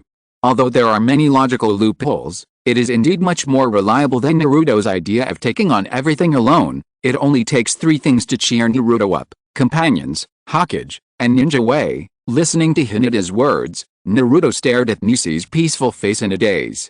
Suddenly, the Nine-Tails roar instantly brought him back to his senses. Of course there is more than one. Don't forget that there is also this old man. I know the bond with everyone. I absolutely don't want to abandon my companions. But Neji, Naruto said with a sad face and lowered his head. Seeing his depressed look, Kyuubi was immediately furious. Try to say one more word. Believe it or not, I will beat you down and take away your body, bastard. Have you even forgotten this? While roaring, Kyuubi raised his claws and swung them heavily, transmitting the scene of Minato and Kushina before their death into Naruto's mind. Your parents did the same thing as Neji when you were born. They also sealed me, the enemy, in your body and died after entrusting the future.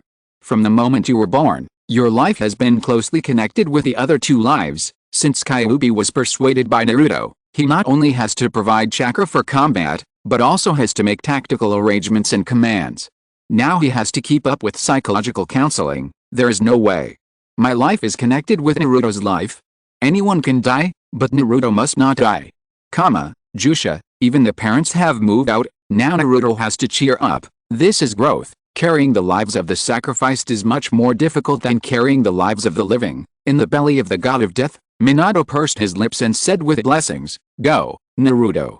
Go and connect with everyone, whether happy or sad, share it with everyone." In the Pure Land, Kushina gritted her teeth, then waved her fist heavily and shouted, "Don't be depressed anymore. Dad and Mom believe in you, Hinata believes in you, and even the bad-tempered Nine-Tails has given their trust to you. You have to keep moving forward with ease, and then, wake up that stinky brat Obito with your fists. Tell him that he is not like this at all, not cool. It's just lame. Enough." Seeing hope on Naruto's face again, Obito, who couldn't hold back any longer, didn't plan to hold back. He wrapped himself up with a giant hand that controlled the 10 tails, leaving only his big mouth to condense the tail beast ball towards the coalition. Be patient. This will not only hurt the 10 tails, but you will also be implicated. Uchiha Madara couldn't help but persuade him, but Obito insisted, "It's okay. The 10 tails skin is strong." The targeted coalition suddenly felt a huge pressure. Fortunately, Killer Bee had flown to the side of the 10 tails on Soya's painted eagle. Killer Bee jumped up and pounced on the tail beast ball. He turned into a tail beast directly in the air, and almost got into the mouth of the 10 tails. He used the tail beast ball he condensed to push the 10 tails tail beast ball into the opponent's body. The next second, the 10 tails suddenly expanded into a huge sphere and burst the huge rocks on both sides. Then it shrank and collapsed to the ground in an instant. The 8 tails also flew backwards and fell to the ground under a violent impact, but it seemed to be fine. Obito's mentality collapsed as soon as Naruto recovered. "What the hell is this?" Sure enough, he said so much just to prove that he was right through Naruto, but Naruto didn't fall for it. In fact, Naruto almost collapsed just now. Although he didn't turn against the enemy, the next battle would definitely be affected. He was just lucky because he had Hinata by his side. So the reason why Obito turned evil was because there was no one around him who could pull him back when he went berserk. Who knows? After all, there is no if in this world. Oh, maybe there is such a situation in a parallel world. If you're listening to this novel on a channel other than Fanfic World, it means they downloaded and uploaded it without effort. We cordially invite you to visit our channel, Mundo Fanfic Novelis. There you'll find the original version of this story, and you can explore many other novels of various genres. We're waiting for you to immerse yourself in a world of incredible novels. Chapter 688. Hiss. If this tailed beast ball comes down, The coalition will be seriously injured if not killed. Fortunately, I didn't expect it to be broken by Killer Bee like this. Are you kidding me? With the destructive power that the 10 tails tailed beast ball showed before, it didn't burst it. It can be seen from here. Don't even think about destroying the 10 tails physically. The only way to deal with it is the sealing technique. At this time, Naruto also completely cheered up. He held Hinata's hand, and his mind kept emerging with the figures who sacrificed on his way to growth. Yes. Not just mom and dad, it has always been like this. I have more than one life. Minato and Kushina, the third Hokage and Jiraiya, Itachi, Nagato and Chihayo, as well as Shikaku and Heiai who just sacrificed. The existence of these people gave Naruto great courage, supporting him to stand up again, holding Hinata's hand tightly and facing the fear in front of him. Hinata, thank you, thanks to you by my side. Naruto said to Hinata, and then turned his eyes to Neji, and Neji, thank you. Although the 10 tails not far away climbed up unscathed, Hinata felt the power in Naruto's palm without any fear in her heart. Naruto's hand is big and powerful, and more importantly, it makes people feel particularly at ease. With a clenched fist, Naruto once again entered the Kurama mode and transferred chakra to Hinata in the form of a tailed beast coat. Go, Hinata. Yet, the 9 tails chakra has finally recovered, and Naruto has also cheered up. Next, it's time to counterattack. Don't be too happy too soon. Don't forget that the 10 tails can continue to change. Besides, Naruto couldn't do anything to the 10 tails before, and now he has just recovered to his previous state.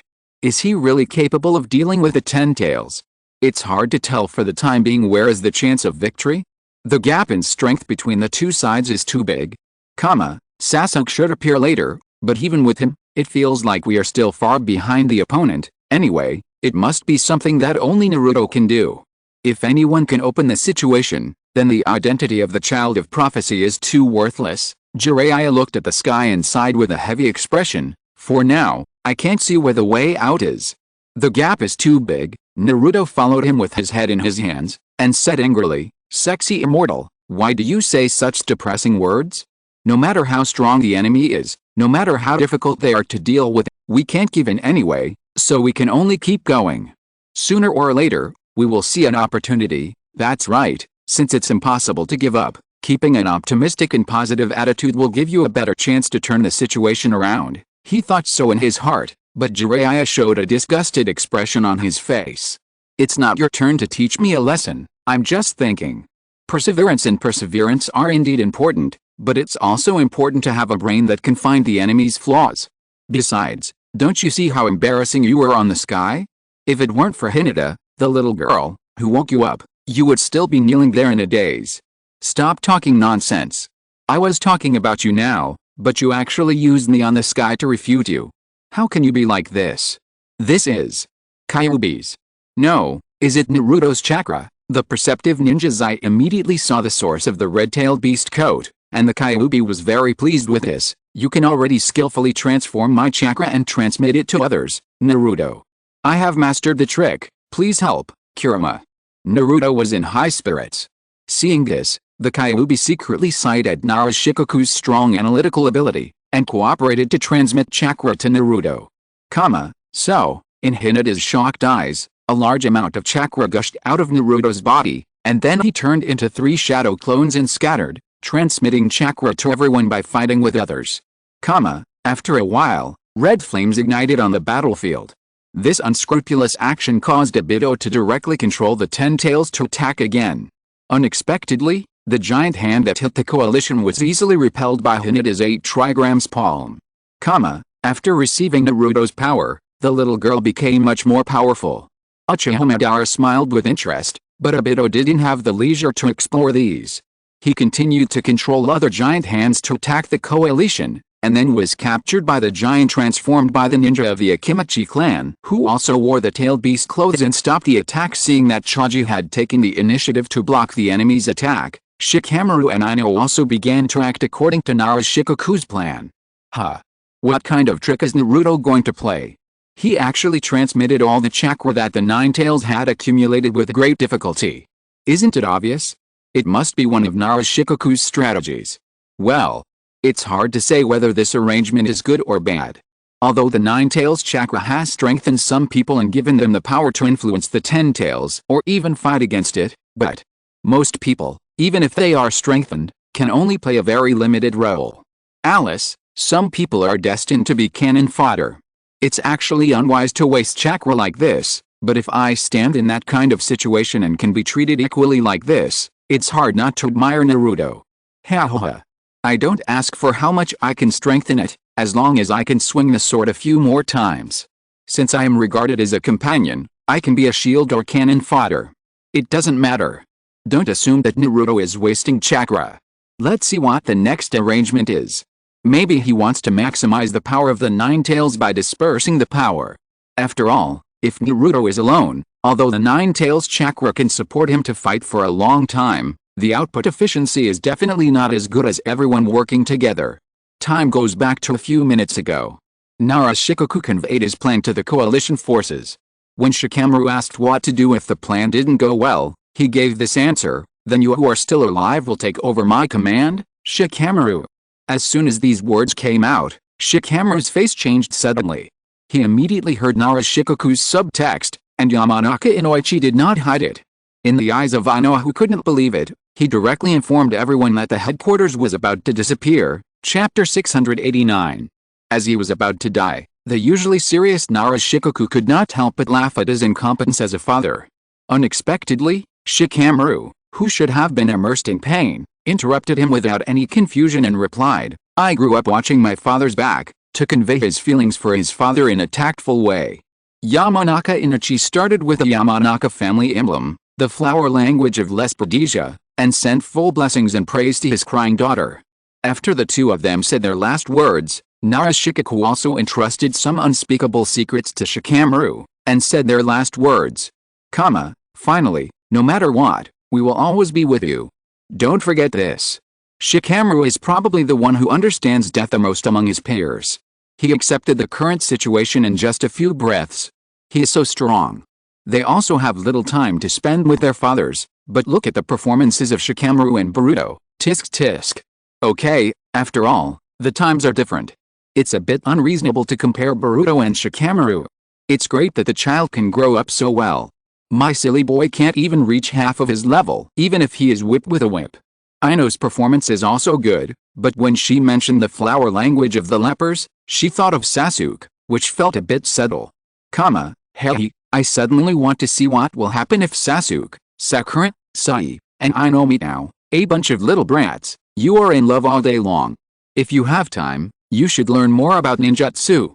You will have a better chance of survival when the war breaks out in the future. The roar of a single dog. Back to the present, Obito, who can't stand the coalition forces showing off, changes his offensive directly. Spikes quickly emerge from the palm of his giant hand and are about to hit Choji and others in front of him. Fortunately, at this time, Ainou, who had been prepared for a long time, successfully launched the heart turn technique, controlling Obito to change the direction of the attack, and Shikamaru's shadow also connected with the shadow of the Ten Tails at this time, and successfully bound the Ten Tails' huge body and made it unable to move. However, Shikamaru also suffered a lot of pressure because of this. Fortunately, other Nara ninjas also took action, and one shadow after another connected with the Ten Tails' shadow to share his pressure. Ainou was also able to unlock the ninjutsu and let her consciousness return to her body. Looking at these people who launched counterattacks again and again and refused to give up, Obito, who had regained his mobility, looked grim, especially when he heard Kai's words to persuade the sad Xiaoli to cheer up. He couldn't help but laugh loudly. Let me tell you. It's your so-called bond that made me what I am today. Remember this. That thing is the most brutal curse. Hiss. Originally, looking at the performance of Hinata, Choji and Ainou, I thought the strengthening effect was just average, but Shikamaru actually controlled the Ten Tails with his shadow alone. Although the time was short, the effect was quite amazing. With this kind of strengthening range, many tactics that didn't work before can be arranged. Now the most what matters is the two people on the head of the Ten Tails. It seems that Nara's restraints are quite strong at the moment, and they should not be easily broken free like before. Counterattack. Maybe we can only defeat the Ten Tails in this form, but it is already very good to have an effect. At least it is better than doing nothing. The more you shout, the more you prove that you care about something. Compared with Uchiha Madara, who seems to be having fun throughout the whole process, Obito's emotions are really too excited. Indeed, if you really don't care about anything, just move directly, just put your hands on it. Why are you talking so much nonsense? Looking at Obito's familiar yet strange face, Kakashi said to Naruto beside him in a low voice, "Naruto, I told you, never let your companions be killed." This sentence is the admonition I use to remind myself. Along the way, there are too many companions that I have not protected well, so I will warn myself that I must protect them next time, but every time I will face the fact that I failed to protect my companions, which means that I will have to face this scar for the rest of my life. So those who can endure are considered ninjas. Naruto raised his hand and clenched his fist against his heart. Isn't this scar the proof that my companions are alive here? Companions who exist in dreams and will not be hurt are just illusions, which means that the real companions have been wiped out. No matter if it is a curse or something else, I will leave the real Neji here. Naruto's words made Xiaoli involuntarily think of the past and Neji, and the one who looked down on him from the beginning, and then came Neji who recognized him and wanted to compete with him. Thinking of this, Xiaoli stopped crying, and a strong fighting spirit burst out from his eyes. With the chakra transmitted by Naruto, he raised his momentum to the peak. Never let your companions be killed. This belief is correct no matter where it is placed. Even if it is not done, as long as you have tried your best to do it, it is not considered to be a failure of this belief. This argument became popular after the appearance of the Sky Curtain. The standard of ninjas in the past was mission-oriented, and there could be no emotion. Here you go again, old antiques like you guys in the past, the new era has already arrived. So this is how Jiraiya understood the endurance in the ninja explanation. I have been wondering what to endure before. Endure the pain? It's a pretty standard answer. I don't know if there will be other important people sacrificed next, but I think it shouldn't affect Naruto, who has completely cheered up. So far, everyone on the battlefield has received Naruto's chakra. Feeling the power flowing out of his body, Kakashi couldn't help but sigh. More and more powerful than last time. Inside Naruto, the Nine Tails breathed a sigh of relief, looking at Naruto's short but upright figure in front of him, grinned and snorted, "Now you have got what you want, the fourth Hokage. The only one who can connect to my chakra now is Naruto, who has inherited Kushina's bloodline and has been coexisting with me as a Jinchuriki, and Naruto has grown up well enough to be able to sense everyone's chakra, and transform my chakra into a state that suits other people and transmit it to them." Chapter 690. Minato, this is the same principle as when you injected your own chakra into Naruto. This kid has surpassed you. The amount of chakra connected and the amount of chakra transmitted are far greater than yours, Kushina. Minato, it's a pity that you lost to Naruto.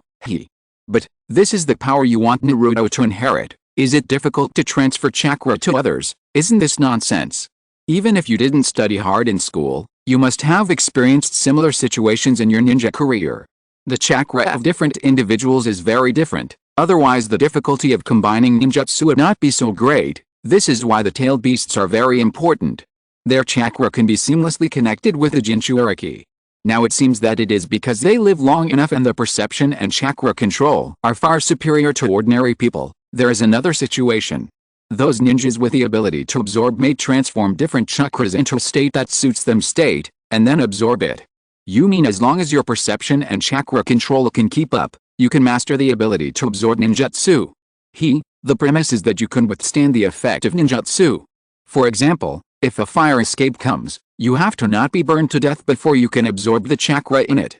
I understand all this, but it was obviously Naruto who did it. Why are you so proud of your tone, Nine Tails?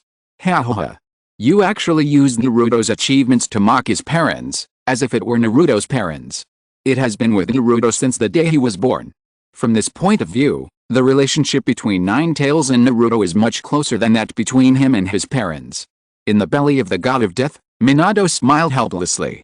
He really didn't expect that the ferocious Nine Tails would one day mock him and Kushina with such an attitude that surpassed his parents. Is it because Naruto is too contagious or something else? It's really weird. Kurama, you don't really treat Naruto as your own child, do you? Shut up.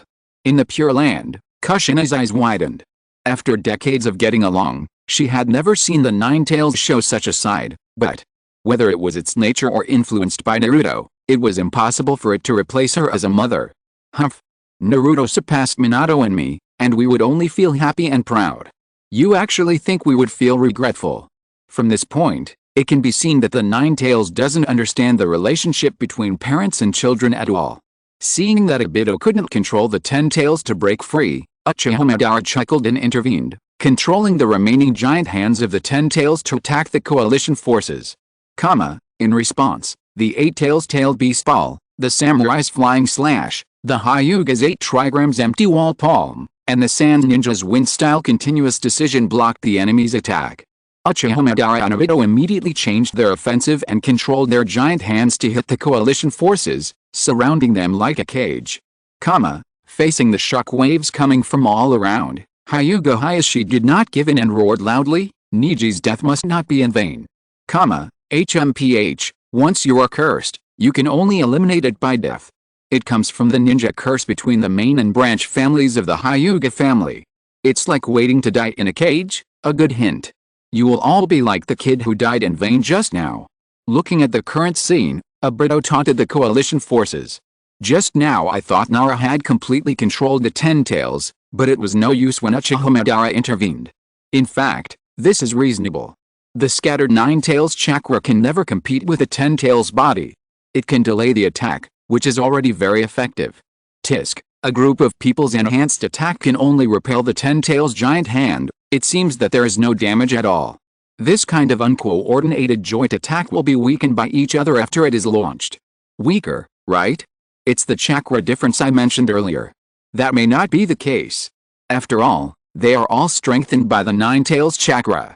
From this point of view, they actually have the conditions for forming a combined ninjutsu. Here, it feels like the power is simply not enough. Don't underestimate the 10 tails.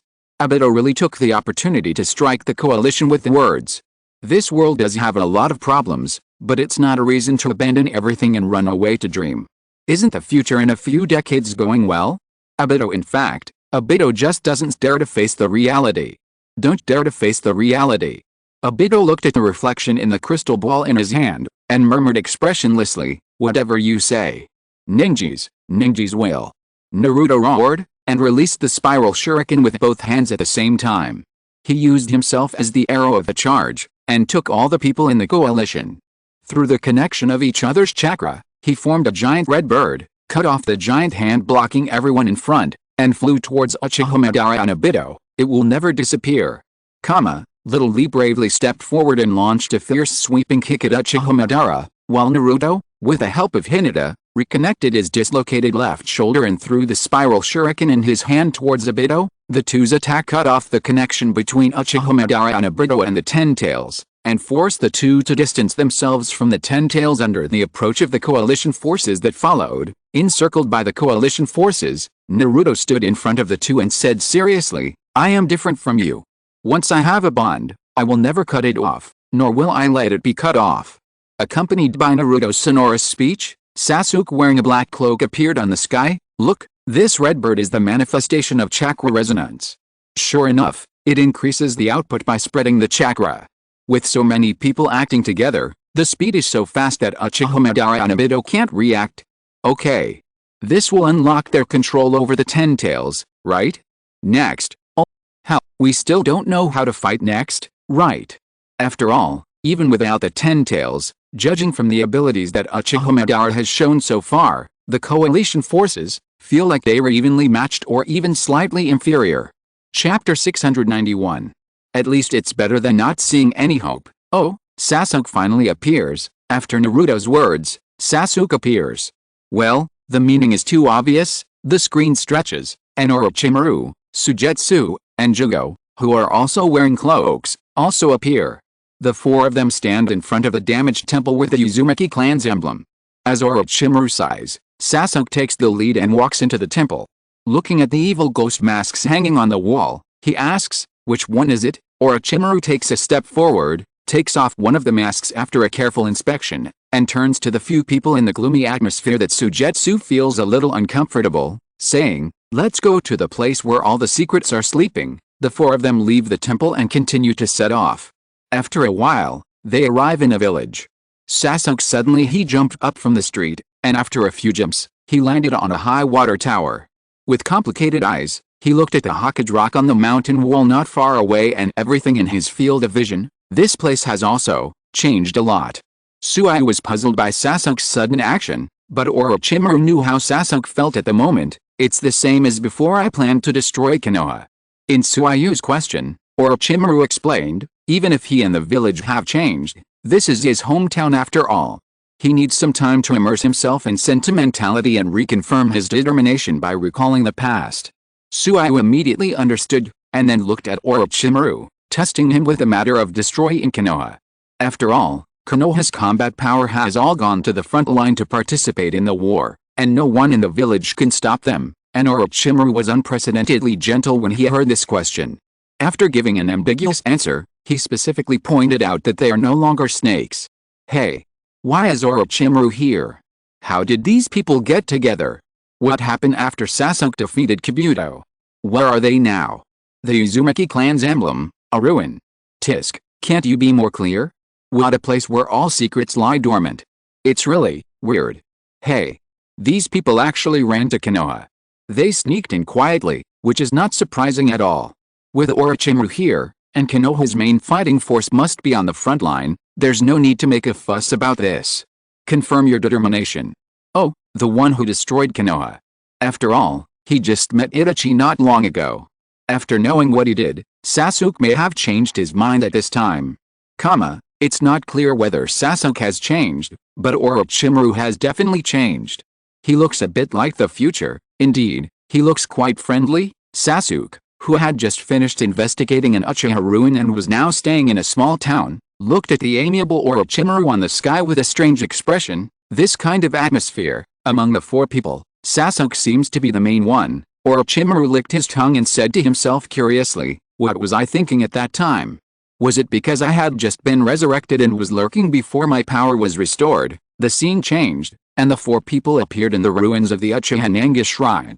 Sasuke used a seal to move a huge stone slab with 3 Magatama and sealing techniques, and took the 3 people to the underground secret room to find the truth of everything. In front of the stone tablet passed down from generation to generation by the Uchiha, as 2 clusters of flames ignited, Orochimaru took the initiative to step forward and let the other 3. He moved away slightly, and then put on the mask he had taken before without hesitation. A ball of chakra instantly ignited Orochimaru's whole body like a flame. Amid his uncontrollable cry of pain, a strange and hideous huge shadow appeared out of thin air behind him. It was none other than the god of death summoned by the Shiki-Fujin. Sasuke looked at the scene in front of him coldly, and remembered the scroll he had obtained not long ago and Orochimaru's explanation, using the god of death mask in the Namen Hall of the Uzumaki clan as a medium to summon the god of death, and then breaking the belly of the god of death at the cost of the summoner's life, so as to retrieve the things sealed in the god of death. Do you feel like Sasuke is in charge? Sasuke is the strongest among the 4 now, so it's normal for him to be in charge. Who knows what purpose Orochimaru has? Don't underestimate him before everything is settled. Nanga Shrine, Uchiha Steel, the one that records the main Gekyo, what are they trying to do here? Hey. This ghost is not that. A mortal reincarnation, the sealing technique that costs one's life. This is to unlock the seal. Wait. I remember that the seal in this Shinigami is. Wow. 4 Hokage, are we going to revive them next? Ha. If the first Hokage is resurrected, won't someone be able to deal with Uchiha Madara? And with the addition of the other 3 Hokage, it turns out that this is the opportunity for the coalition to win. Obito also suffered at the hands of the 4th Hokage. In this way, he can directly exchange the 2 opponents and concentrate on dealing with the 10 tails. Let's see what the situation is first. Maybe Orochimaru just wants to get back the souls that belong to his hands. Speaking of which, Orochimaru's sacrifice is too great. It's not worth it to use his life to remove this seal, even if it's to get back his soul. There are still people who doubt Orochimaru's ability to save his life. Every time everyone thought he was gone, he would appear alive again not long after. No matter how you think about it, he can't fall here. Shiki-Fujin can actually be removed. Kushina looked surprised, but she quickly figured out the logic. The vitality of the Uzumaki clan is indeed very strong, but no matter how you look at it, it can't be compared with Orochimaru's ability to save his life. Besides, those who can be sealed by this trick must be enemies that they can't deal with. In this case, naturally no one will use their own life as a price to release the soul. Moreover, They did not use the means of soul bodies, so even if the seal was unlocked, it would have no effect, so it was not surprising that Kushina did not understand this. And the current situation is indeed developing as Orochimaru described. At the moment when the abdomen of the god of death was cut open, Orochimaru took back the souls of his hands, and at the same time, the 4 soul bodies sealed in it were released. Chapter 692. With the seal lifted, Orochimaru's life force suddenly weakened, so he quickly took off his mask, blood dripping from the corner of his mouth, and ordered Jugo and Sasuke to act according to the previous instructions. Jugo stretched out his hand and transferred the power of the cursed seal to Sasuke. At the cost of turning himself into a child, he forced 6 balls of white matter out of Sasuke's body, and soon 6 white Zetsu were formed. Damn, why? One of the white Zetsu asked unwillingly, and Orochimaru replied while panting, "You Hashirama cells, I have already figured out your details in the experiment, of course, including the way of perception." Sure enough, there are 6. It seems that Ifehi is quite cautious. Of course, some of this information was learned by Orochimaru when he recovered chakra from Kabuto, but there is no need to explain it to the white Zetsu here. What the hell is going on? How did those white guys hide on Sasuke? How did Jugo become a child again? This development is really unexpected. Orochimaru has already met Kabuto. I wonder what he thought after seeing Kabuto's appearance. I'm more curious about how Orochimaru survived. I remember Itachi disappeared directly after he lifted the impure world reincarnation. Didn't he release the seal of the Tenka sword to release him? Orochimaru released 6 white snakes to tie up 6 white Zetsu, and then put 4 of them on the ground in the ritual that had been arranged as sacrifices for the impure world reincarnation. Sujetsu, Jugo, the remaining 2 are up to you.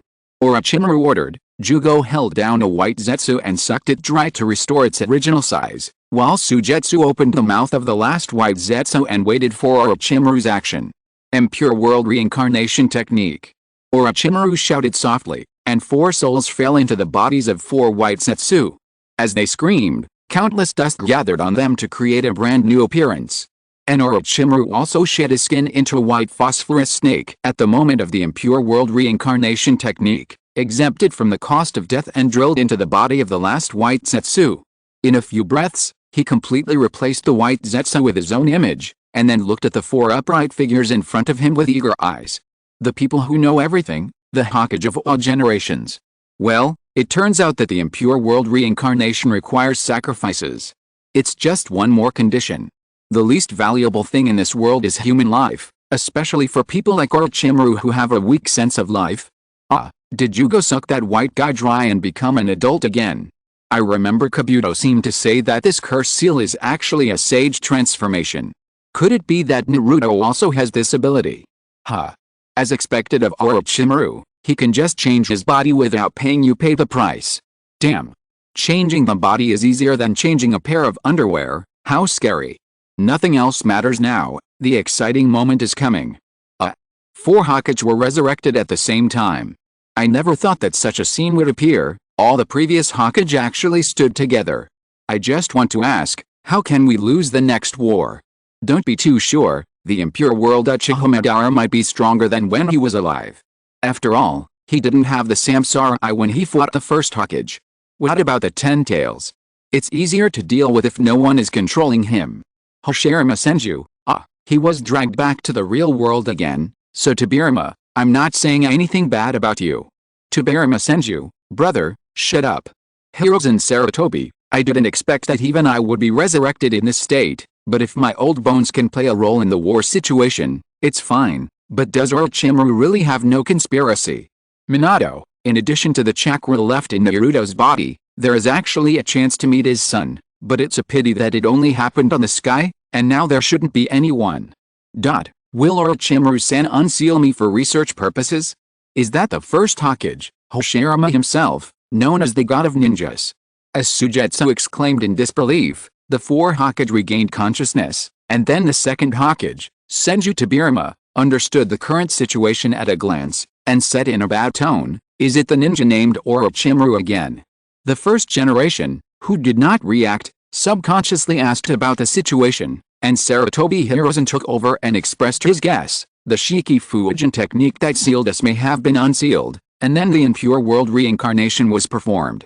That seal can be broken. Orochimaru, how did you do it? Minato asked curiously. Hearing this, Orochimaru said proudly, you underestimated me, Minato. Since this technique disappeared, I have been looking for the remains of the Uzumaki clan and studying the documents scattered around. Suddenly I want to interview the second Hokage. What does it feel like to be resurrected again and again by someone using your own ninjutsu? And it was the same person twice. I think the third Hokage should be in a worse mood. After all, the seal that he paid his life to complete was just broken, and the person who broke it was Orochimaru. Now even he is under the control of the other party. I don't know if the person sealed in the body of the god of death is conscious. If not, the fourth Hokage will probably be very confused now. Several Hokage were resurrected at the same time, and they were all Orochimaru, a traitor. It was done by the pill, yes, when the 4 generations of Naruto died, -1 hadn't defeated yet. Why is -1 so proud? Turning to look at Kaien Xiaozu, he said, the first generation of adults, it seems that we are reborn again in this era. Unexpectedly, Kaien Xiaozu did not care about the resurrection, but instead showed a vigilant expression like a child. A joyful expression was revealed. Wow. Actually the 4 generations. It seems that the village is also quite stable. Chapter 693. Hearing this, Minato said embarrassedly that he died before the third Hokage, so he didn't know the current situation in the village. Senju Hashirama was a little surprised, and then asked, then who is the fifth Hokage? It's your granddaughter Tsunade Haim. Orochimaru interrupted and answered. Senju Hashirama immediately showed a gloomy expression when he heard it, and murmured, Tsunade-chan. Is the village okay now? Are you worried about something? Minato was a little confused. Senju Hashirama replied with an embarrassed face, because she is the eldest granddaughter, I spoil her unreasonably. As a result, she even learned my gambling habits. That's really. The god of ninja is not what I imagined, it seems. Looking at Senju Hashirama who laughed cheerfully, Sujetsu's expression was a little speechless, and even the usually calm Orochimaru couldn't help sweating. This first generation Hokage seems a bit erratic. Wasn't he quite calm when he was first resurrected by the impure world reincarnation? Why is his expression so rich this time? Maybe the binding strength is not as high as before, but it does look a bit frivolous. Sujetsu's complaints are quite accurate. Even Orochimaru is sweating. The grandfather really understands his granddaughter's personality. Is he afraid that Tsunade will lose all Konoha? It turns out that the habit of big fat sheep is developed from childhood. Tsunade covered her face speechlessly, grinning and complaining to Hashirama Senju in the Pure Land. Grandpa, what are you talking about? Ignoring Hashirama Senju's antics, Tobirama Senju after feeling the state of his body, he said with an unhappy face, immortal reincarnation. You actually abused the ninjutsu I created. This ninjutsu is not too difficult, but you really shouldn't have created it in the first place. Orochimaru's voice was flat, but his words sounded like a mockery. Nidame, the policies you implemented and the ninjutsu you created have brought nothing but trouble to future generations, and this time is no exception. Are you going to attack Konoha again? Senju Tobirama's expression gradually turned cold, and Sarutobi Hiruzen looked unsightly. I clearly sealed your ability to cast spells at the cost of my life. How could this happen? This time you even resurrected me, your teacher, with the impure world reincarnation. Are you going to take revenge on Konoha? War is inevitable in any era. This is really not what it means to be a war. What a good ninjutsu. Senju Hashirama held his forehead helplessly, then pointed at Senju Tobirama with a proud face and taught him, Tobirama, so you should have done what I said at that time. Brother, don't talk too much, I'm talking to this kid. But. Shut up. With a sharp shout, Senju Hashirama lowered his hands with a pale face, leaving Sujetsu on the side even more speechless. The god of ninja has no prestige at all. Tisk, only Orochimaru can say this. Impure world reincarnation is not difficult. It feels like it's not difficult. If you don't believe me, let Konoha make impure world reincarnation public and see if I can use it successfully. Let's not talk about the difficulty of the technique for now, but there is one thing Orochimaru said is right. This is always the mess left by the second Hokage to the ninja world. When it comes to the art of reincarnation, it's never too careful. As a result, it was not difficult to get a good evaluation from Orochimaru. Do the first Hokage and the second Hokage usually get along like this? The first Hokage is too undignified. The second Hokage has a very tough attitude. Is it because of this character that he always regards Uchiha as a thorn in his side? At this time, Orochimaru said that he was no longer interested in destroying Konoha. He only arranged such a conversation at Sasuke's request. Facing 4 Hokage, Sasuke was not afraid at all. He even said in a somewhat impolite tone, "I am Uchiha Sasuke. I have something to ask you, Hokage." The third Hokage noticed Sasuke's existence, and after hearing the Uchiha surname, the second Hokage expressed his rejection without concealing his emotion. "Are you from Uchiha? I see. They are really a nest of snakes and rats." Hearing this, the first generation immediately reprimanded the second generation for not speaking like that. The second generation immediately refuted, but Sasuke had no intention of watching the quarrel between the two brothers. He looked at the third generation and said bluntly, "Don't talk about me first, third generation. Why did you let Itachi do that kind of thing? It seems that you already know. I killed Itachi to avenge Uchiha, and then he learned the truth from Afei and Danzo, and then I embarked on the road of revenge against Konoha, but I want you to tell me everything about Itachi in person. I'm really curious about what happened before. Why does Orochimaru seem to follow Sasuke's lead? It's really strange. Oh my god, Sasuke's attitude is even more arrogant than the second Hokage. After all, the initiative is on their side. Who made the 4 Hokage resurrected in the form of impure world reincarnation? I say, have you forgotten that even Uchiha Madara has the ability to remove the control of impure world reincarnation? Do you think that as the creator of this technique, the second Hokage will let Orochimaru manipulate him, especially now that they are in this state of free movement? The second Hokage's disgust for Uchiha is really undisguised. This expression is really stinky. Deliberately resurrecting 4 Hokage just to know the truth about Itachi? Hasn't this been heard several times from Afei, Danzo and Itachi before? Didn't Orochimaru say before that Sasuke wanted to confirm his current determination? Therefore, the third Hokage's answer is crucial. If he doesn't answer well, Sasuke might just destroy Konoha. After a moment of silence, the third Hokage began to tell about Itachi's past, including that he had the mind of a Hokage at the age of 7, killed his compatriots to stop the Uchiha rebellion, and went undercover in Zio as a traitor in exchange for the village's protection of Sasuke. Except for some details not mentioned, it was basically the same as what Sasuke knew. Sure enough, is it? After listening to the third Hokage's words, Sasuke's hanging heart was completely relieved. At this time, the second Hokage continued, "This is the cursed fate of the Uchiha, attempting to launch a coup. I expected this to happen, because Madara's followers never stopped back then." Chapter 694. However, Orochimaru did not give the second generation face, and bluntly stated that his series of actions, including the establishment of the Uchiha police force, were the root cause of the Uchiha rebellion. So the first generation seized the opportunity again and taught the second generation a lesson. Tobirama. How many times have I told you that you can't discriminate against the Uchiha clan like this? The second generation did not give in to this, and said righteously, "I gave them the job that only the Uchiha clan can do. It is also for the next Madara to appear, so that they can respond immediately. Brother, you also know that they are Uchiha. It is a clan born evil." The heart of the second generation Hokage is really dark enough. The old bottom is exposed, but he still doesn't think he did anything wrong. The Uchiha clan is so unlucky. Because of Uchiha Madara's matter, they have to be treated differently all the time, and even think it is natural. Even if they have invented the ninjutsu of impure world reincarnation, don't expect the second generation Hokage to be a kind-hearted person. What a clan born evil. Isn't this really a prejudice caused by the hostile relationship between Senju and Uchiha? But if you think about it carefully, there seems to be some signs in this regard. After all, you see, the last two enemies of the Fourth War were the two Uchiha, and the reasons for their war were more outrageous than the other. And Itachi, although the third Hokage said that he had the thinking of a Hokage, I think he is quite crazy, because normal people can't do things like exterminating a clan. Sasuke seems to have this aspect. He was simply driven crazy. If someone else experienced his suffering, they might be crazier than him. Sasuke looked at the comments that exposed his scars again with a dark face. After glancing at the expressionless Itachi, he pointed the spearhead at the second Hokage who regarded the Uchiha as a scourge. That second generation Hokage must have had a problem with the Uchiha, so he deliberately said that to slander us.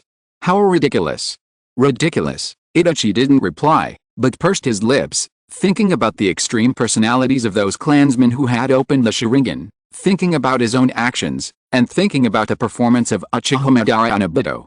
Maybe this is really the root of the Uchiha tragedy. Hearing this, Sasuke's expression instantly sank, and he asked coldly, "Second Hokage, let me ask you, what is Uchiha? What do you know?" Hearing this question, the second generation exhaled deeply and said, "The Uchiha and our Senju have a long history of fighting, and the two families are hostile." Sasuke interrupted him, "I know this, but what about the family you said is born evil? The Senju family regards love rather than magic as power. In contrast, the Uchiha family puts the power of magic first, but this is not the case." Facing everyone's puzzled eyes, the second generation began to talk about his long-term research results on Uchiha. The truth is, no family loves more deeply than the Uchiha, so the Uchiha sealed him up. Puff. What is the second generation Hokage talking about? Uchiha wave and love. Can there be a connection between them? Well, if we put aside the actions of Uchiha Madara, Uchiha Obito and Uchiha Itachi, and just look at their goals, it seems that it is okay to explain it with love. Tisk, it's really deep, so deep that the Uchiha clan was directly exterminated, and so deep that all mankind was about to be exterminated. We mortals are really not blessed with this kind of love, so please use it to torment others. I don't understand. Didn't you just say that the Uchiha clan is a naturally evil clan? Now why are you saying that their love is the deepest? These two words are one commendatory and one derogatory, right? It's better not to be too serious. Just like the saying that the Senju clan regards love rather than magic as power, it is just a propaganda slogan after all. How could other ninja clans agree with this statement, especially in the chaotic times in the past? Then the second generation began to explain the deep love of the Uchiha in detail. In simple terms, when the Uchiha lose their natural strong love, they will be invaded by stronger hatred, and in this process, the brain will release special chakra to stimulate the visual nerves. This is the process of opening the Sharingan, which is called the Eye of the Soul. The Sharingan will synchronize with the power of the heart, making the individual's strength grow rapidly, and the hatred in the heart will also increase. Most of the Uchiha people are delicate people. The strong emotions make most of the awakened people bound by darkness and fall into evil, just like Madara. My original intention was to integrate and guide the power of the Uchiha to contribute to the village, but since they have reached the point of self-destruction, there is nothing we can do about it. It can be regarded as a good thing they have done for the village. Well, it feels quite novel to explain the opening of the Sharingan in this way. No wonder the way to open the Mangekyo is to kill your best friend. It turns out that the essence is to exchange love for power. This way of improvement is too shameless. Love disappears and turns into stronger hatred. Hatred entangles and then falls into darkness. After falling into darkness, hatred increases, and then the strength is improved by stepping on the left foot and the right foot. To sum up, the stronger the Uchiha, the crazier they are, and the crazier they are, the stronger they are. Uchiha Madara is the strongest and craziest person. No wonder he would achieve peace by destroying all mankind. With this trait, coupled with the pressure of the external environment, isn't it obvious that the root cause of the Uchiha tragedy is obvious? What can the second Hokage do to shirk responsibility? It's also difficult to be the second Hokage. If you leave it alone, you may worry that another Uchiha Madara will appear. Strict discipline will also force them. They are in a difficult position. What a sophistry. Uchiha Madara smiled coldly. After all, Konoha is only the Konoha of the Senju, the Konoha of the Ino Shikajo, the Konoha of Sarutobi, and the Konoha of other ninja clans. The Uchiha has never been one of them, so the bastard Tobirama's ideas will be passed down. You know the process of opening the Sharingan very well, and you have done a lot of research on the Uchiha. The upper beam is not straight, and the lower beam is crooked. This is why the rats like Danzo dared to set their sights on the Uchiha later, so everything is your fault, Senju Tobirama. Danzo, if you're listening to this novel on a channel other than Fanfic World, it means they downloaded and uploaded it without effort. We cordially invite you to visit our channel, Mundo Fanfic Novelis. There you'll find the original version of this story and you can explore many other novels of various genres. We're waiting for you to immerse yourself in a world of incredible novels. Chapter 695. The second generation spoke bluntly, and the first generation couldn't stand it again. Tobirama, don't say that. The one who asked you questions is just a simple Uchiha child. The most important thing is the village. The village is the key. Big brother, don't you even understand this? Looking at the two people arguing again, Sasuke opened the main Gekyo and said coldly, "It doesn't matter, I'm not simple, nor a child." The second generation looked at the main Gekyo and fell into deep thought. Sasuke looked at the first generation. First generation Hokage, I ask you, what is a village, and what is a ninja? Village and ninja. Itachi, even though he was used by Konoha, he still used his life to protect the village, and was proud of his identity as a Konoha ninja until his death. For this, he did not hesitate to kill his compatriots and swear to protect this village. What is this village? And what is the ninja that caused all this? I want to hear your answer, and then draw my own conclusion. Sasuke closed his Sharingan and said bluntly to several Hokage, is it revenge on Konoha, or? Haha, I don't know if the first generation Hokage really hugged Uchiha. Are you still dissatisfied, or are you going to take the opportunity to scold the second Hokage, hoping to save face? That being said, the second Hokage has no intention of correcting himself, so the first Hokage seems to have no dignity, and is like a child who is making trouble. Sasuke is still brave. Is it really okay to provoke him so directly, saying that he wants to destroy Konoha in front of the Hokage? What kind of questions are Sasuke asking? It's getting more and more confusing. What exactly does he want to do? I want to get to know Itachi more and more, to see if it can help him. If you can understand him, then destroy Konoha. If you can't.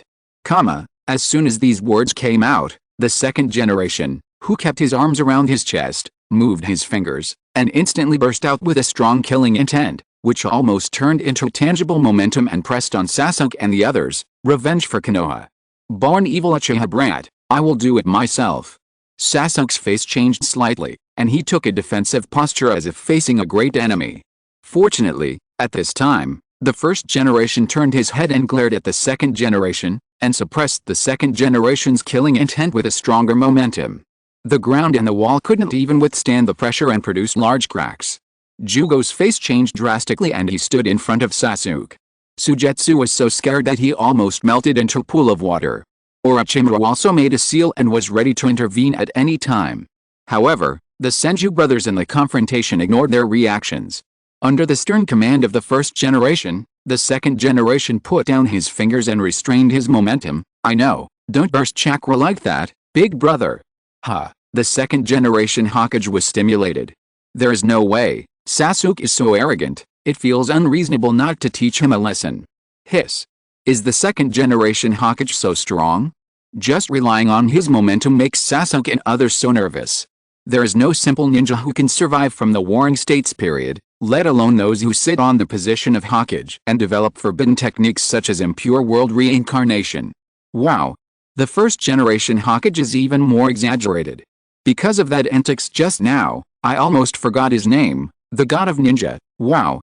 The first Hokage really got serious, and the second Hokage immediately gave in. So he was so cowardly before, just to give in to his younger brother. Is it just a burst of chakra? I can feel a sense of oppression through the screen. Ahohahoha, oops, sorry.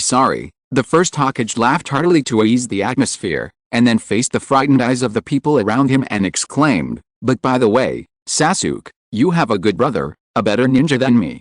I can talk to you about the village, but it will be very long. At this time, Orochimaru expressed the hope that the first Hokage would keep the long story short, because the ninja world is currently in the midst of a war, and informed the people on the opposite side that Uchiha Madara has been resurrected and is trying to destroy all ninjas. Hearing this, the four Hokage were shocked at the same time. Minato immediately extended his perception and quickly captured two familiar chakras. This is Naruto and Kurama's chakra, so that's it.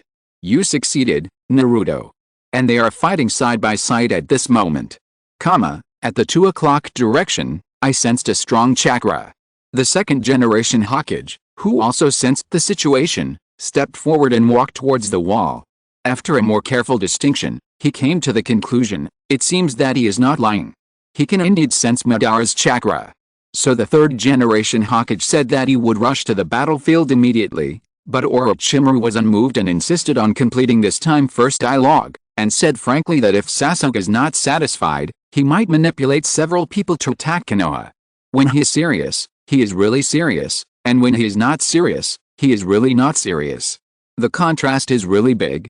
Finally, the war is mentioned. How long are these guys going to talk about it? Hurry up and help. Oh my god, what's wrong with Orochimaru? Does he really regard himself as Sasuke's subordinate? He even said I listened to Sasuke. Where is your pride as a Sannin? Be a little tougher. Are the fourth Hokage and the second Hokage also perception ninjas? They can actually sense the situation on the battlefield in Konoha. By the way, the fourth Hokage called the Nine Tails with Kirama, right? Why did he know the name of the Nine Tails? Doesn't he have half of the Nine Tails in his body? Maybe he received the situation on the other side synchronously after his resurrection? Not mentioning the ugly face of the third generation, the second generation is very confident about this, that Orochimaru, you misunderstood something. The accuracy of the impure world reincarnation this time is higher than the last time, so we almost retain the strength close to that in life, so your impure world reincarnation can't restrain me at all, and after all, the person who invented this ninjutsu is me. The second generation cracked the wall with a light press, but unexpectedly, just when he was about to leave for the battlefield, the whole person suddenly froze in place. The first generation of Hokage saw at a glance that it was his cells that played a role in strengthening the restraint, so after praising the third generation for training a powerful ninja, he laughed at the second generation who couldn't move, although he controlled the second generation of Hokage in an instant. When the first generation of Hokage's eyes moved to him, Orochimaru still subconsciously tensed his body, because he knew very well that his control might not have any effect on the first generation. Chapter 696. Fortunately, the first generation had no intention of taking action, and even took the initiative to speak in comfort. Don't worry, Orochimaru, I'd better untie the knot that binds this child first. Although I don't know what choice this Uchiha child will make after listening to my words, if I ignore it, he will definitely become the next Madara in the future. In this way, even if the war is won, it will be meaningless. The first generation sat down cross-legged while speaking. Okay, where should I start? By the way, when it comes to villages and ninjas, first of all, we have to start with Uchiha and Senju. Hey, Uchiha Madara, an outsider, can untie the ninjutsu, but the inventor, the second generation Hokage, is controlled. Ha. The key is that he just said those words arrogantly, but he was controlled by Orochimaru the next second. It's Hashirama's cells again. This thing is too omnipotent.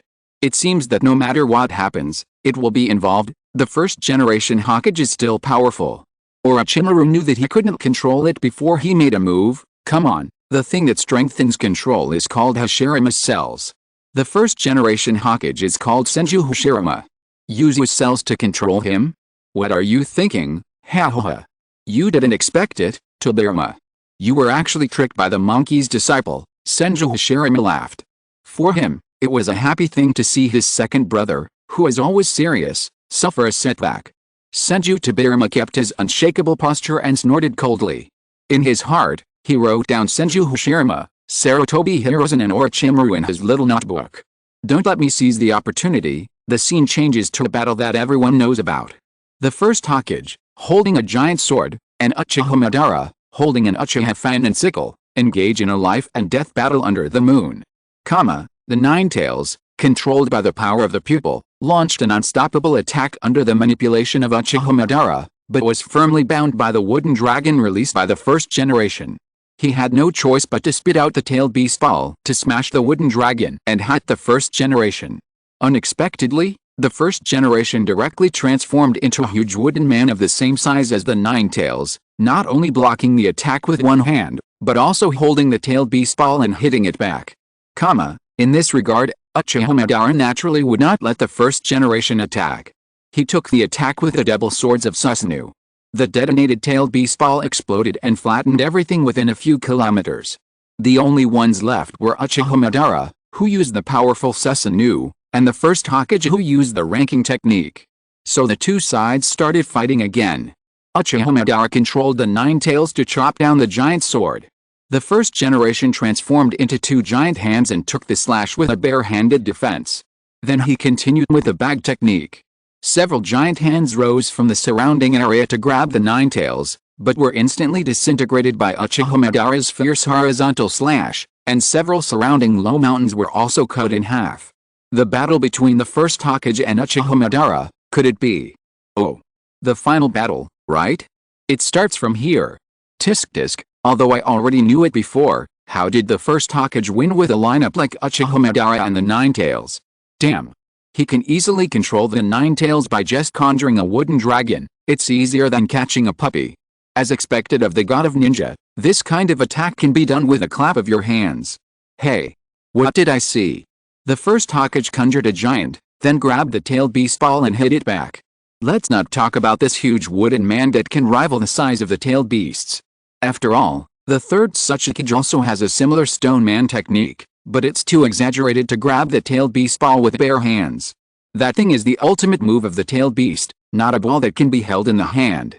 Uchiha Madara also has this move, turning Susanoo into the armor of the Ninetales, and Naruto and the others are of the same lineage.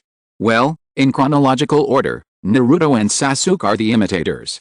Both are wood release, but Yamato's wood release was easily cut off by Sasuke's Kusanagi sword, while the first Hokage's wood release could even block explosions of that scale. The gap is a bit. Yamato wiped his sweat, comparing me with the first Hokage. How can I be worthy of it? I am now finally convinced that Uchiha Madara was indeed letting him off when fighting the 5 Kages. Look here, he cut off several nearby mountains with one sword. The scale of the first Hokage's ninjutsu is amazing. He can easily create a palm as big as the Ninetales. At this time, the first Hokage noticed the damage caused by the two's actions to the surroundings, so he stopped the offensive and moved towards the seaside. Seeing this, Uchiha Madara controlled the Ninetales to chase after him, and combined the tailed beast ball with the chakra sword in his hand to play a blow as big as the Ninetales in his hand. The sword attack, the first generation did not dare to underestimate it, and directly summoned the 5th level of Rashomon to change the trajectory of the attack, so that the attack crossed the sea and hit an island not far away. Hashirama, I haven't fought you seriously for a long time. You should know that I am different from before. Uchiha Madara was full of fighting spirit. When the first generation heard it, he immediately clasped his hands together and faced the huge Ninetales, and advised earnestly. Everything we have done so far, our efforts, do you want them to go to waste, Madara? This fight between you and me is meaningless and will only bring harm to the village. So stop it. I don't want to kill you. You mean, you can kill me anytime you want? Uchiha Madara asked coldly. The first generation hurriedly explained, no. I mean, we are friends. I have thrown everything to the other side. Uchiha Madara roared. The first generation looked at his stubborn look, and finally made up his mind. He entered the sage mode and burst out a huge amount of chakra. The next second, the 1,000-handed Buddha statue covering the sky and the sun rose from the ground. It was the strongest ninjutsu of the first generation of Hokage, Sage Method, Wood Release, True 1,000 Hands. I'm going to attack, Madara. Come on, Hashirama. Both have the Ninetales and Susanoo, but Uchiha Madara is in the form of a beast, while Naruto and Sasuke are in the form of a samurai. This is considered progress, isn't it? You can just stab with a knife, and the tailed beast ball can be used like this? This chakra control is too strong. Wow. The familiar Rashomon, from Sakuon's 1 gate, to Orochimaru's 3 gates, and then to the current 5 gates, is there an upper limit to this move? Even if there is no upper limit, do you think you have the strength to match or even surpass the first Hokage? Even he can only summon 5 gates, what else do you want to do? Chapter 697. What's the use of this move? Before, the 3 gates couldn't stop the tailed beast balls released by Naruto's 4-tailed tailed beast formation.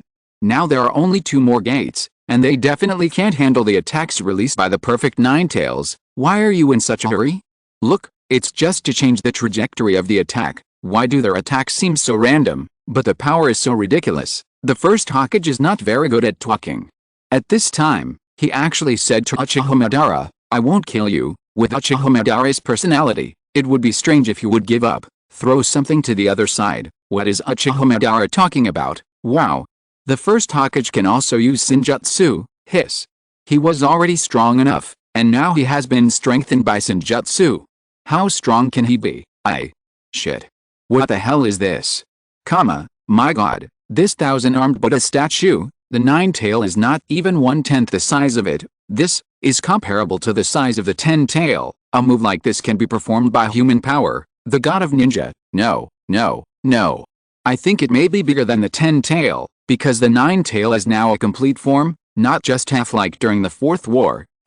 I can't accept it. Is the first Hokage really a human? Even if he is the descendant of the Six-Path Sage, it's too much? Using such a move, now you know why the lineup of Uchiha Madara and the Nine-Tail lost? With this trick, gods and Buddhas can kill gods and Buddhas. Otsutsuki Momoshiki, come out and see the power of a true god. Amid the roars of the two, the scene changed. A stone crossed the water, bounced several times and sank into the water. Next time, I must throw it to the other side. The black-haired boy with a hedgehog had picked up another stone, looking unconvinced. At this time, a stone flew out from behind him, rubbing the water surface and easily fell to the other side of the stream. The hedgehog-headed boy turned around and saw a black-haired boy with a watermelon head standing behind him, saying with a smug look on his face, when throwing, slightly upward, "This is the trick. Of course I know this kind of trivial matter, and I can also throw it over if I am serious." "Who are you?" the hedgehog-headed boy who did not intend to give in said in a very aggressive tone. To this, the watermelon-headed boy did not care and grinned. "For now, we are opponents in playing water skipping, but I have already thrown it to the other side.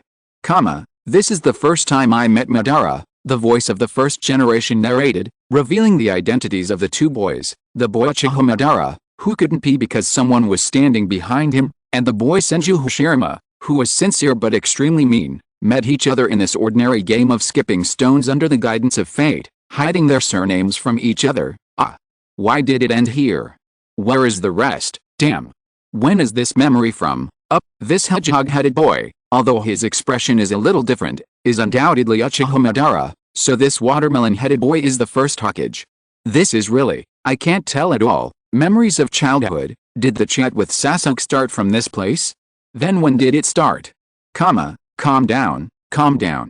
Anyway, as long as the first Hokage can rush to the battlefield, he can definitely give the enemy a hard time with his true thousand hands. So the most important thing now is to quickly convince Sasuke to agree to let a few Hokage help. Well, do you think that with the strength shown by the first Hokage so far, even if Sasuke disagrees, it will only take one move? Before, I thought that after Uchiha Madara had the Samsara Eye, the first Hokage could not beat him. Now it seems that he is more than capable of doing so. A mere Uchiha Madara dared to disobey the first Hokage who has true thousand hands, so that's what the sentence about throwing it to the other side meant. Because the fate of the two began with skipping stones, Uchiha Madara deliberately said that. It's too loyal. The personalities of these two people when they were young are so different from when they grew up. It turns out that as long as someone stands behind Uchiha Madara, he can't urinate. As long as you can make use of this weakness, it won't be difficult to defeat him. Only in the teenage period, if you go back to that era, you'd be considered capable if you can survive for 7 days. How dare you dream of competing with Uchiha Madara? Although it was just a joke between the two of them, it also shows the cruelty of that era. They didn't even dare to tell each other their surnames. The ninja clans at that time were much more confrontational than they are now, not to mention the long-standing rivalries between the Senju and Uchiha clans, so one could never be too careful. Senju Hashirama pulled the corner of his mouth. He should have felt nostalgic and happy to see Uchiha Madara when he was a child, but when he thought of the background of that era, especially what happened after that, Senju Hashirama couldn't laugh out loud like usual. Uchiha Madara also felt depressed, but in addition to the background of the era, part of the reason was because of the exposure of embarrassing things. Senju Hashirama, who was so mean, why did he even mention that kind of thing? The two parties who had informed each other of their names ended this brief first meeting.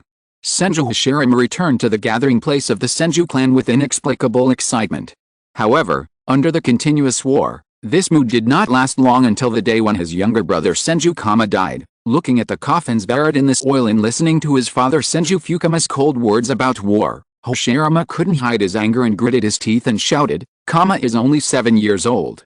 Such a war will last until how long?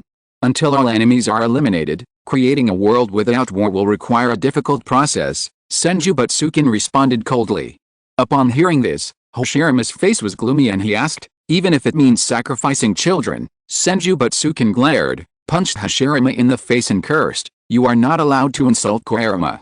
He died gloriously as a ninja who could stand on his own, not a child." The first generation of Hokage had more than 2 brothers. In order to avoid the extinction of bloodline, people in that era gave as many children as possible. And every family had many brothers and sisters. Tisk tisk, listen to what the first generation of Hokage's father said. Is this the philosophy of the Senju who call themselves the Love Clan? It's really funny. Chapter 698. Since when has being called a child become an insult, and the target is only 7 years old? That was the way it was in that era, because children meant that they had no ability to take care of themselves, and were the biggest burden to the ninja clan who were always at war. With blood flowing from the corner of his mouth, Hashirama rubbed his face and watched his father's back as he turned around. He looked at his 2 younger brothers who came up to him and cared about him, and he was immediately furious. He ignored his father's usual dignity and mocked loudly. What beloved Senju clan? What independent ninja? It's just that the adults ganged up on a child and killed him. What we did is no different from the Uchiha. This is respect for the enemy. Even if it's a baby, as long as he holds a weapon, he should be treated as an enemy. Raising a child to be an independent ninja is the love of a parent. Do you have to die to be independent? Killing people and being killed, you don't even know when you will be hated by others. Because it's too dangerous, you can't even announce your family. This kind of ninja world is absolutely wrong. Hashirama accused harshly. So you are just a brat. The enraged Senju Batsuma turned around and was about to teach Hashirama a lesson. Fortunately, Senju Tobirama showed up in time to end the quarrel between the two. How old was the first Hokage at that time? When everyone was thinking about destroying the enemy, he raised an opposing opinion. Should we say that he is worthy of being the pinnacle of the future ninja world? He has been so different from ordinary people since he was a child. No, this is not the way to brag. Anyone who hates war can say such an opinion. The key is not how to say it, but how to do it. This is the factor that will make the future first Hokage successful. The ninja village system? It can indeed be said to be an unprecedented reform. Ridiculous. What's there to say about this failed system? Have you forgotten the 3 previous ninja world wars? The scale of the war was larger and larger, and the casualties were definitely more than those in the Warring States period. I admit this, but it is better than the Warring States period when wars never stopped and the future was uncertain. Apart from the 3 wars, the ninja world has also had decades of peace. Ridiculous. The peace you are talking about only belongs to those big ninja villages.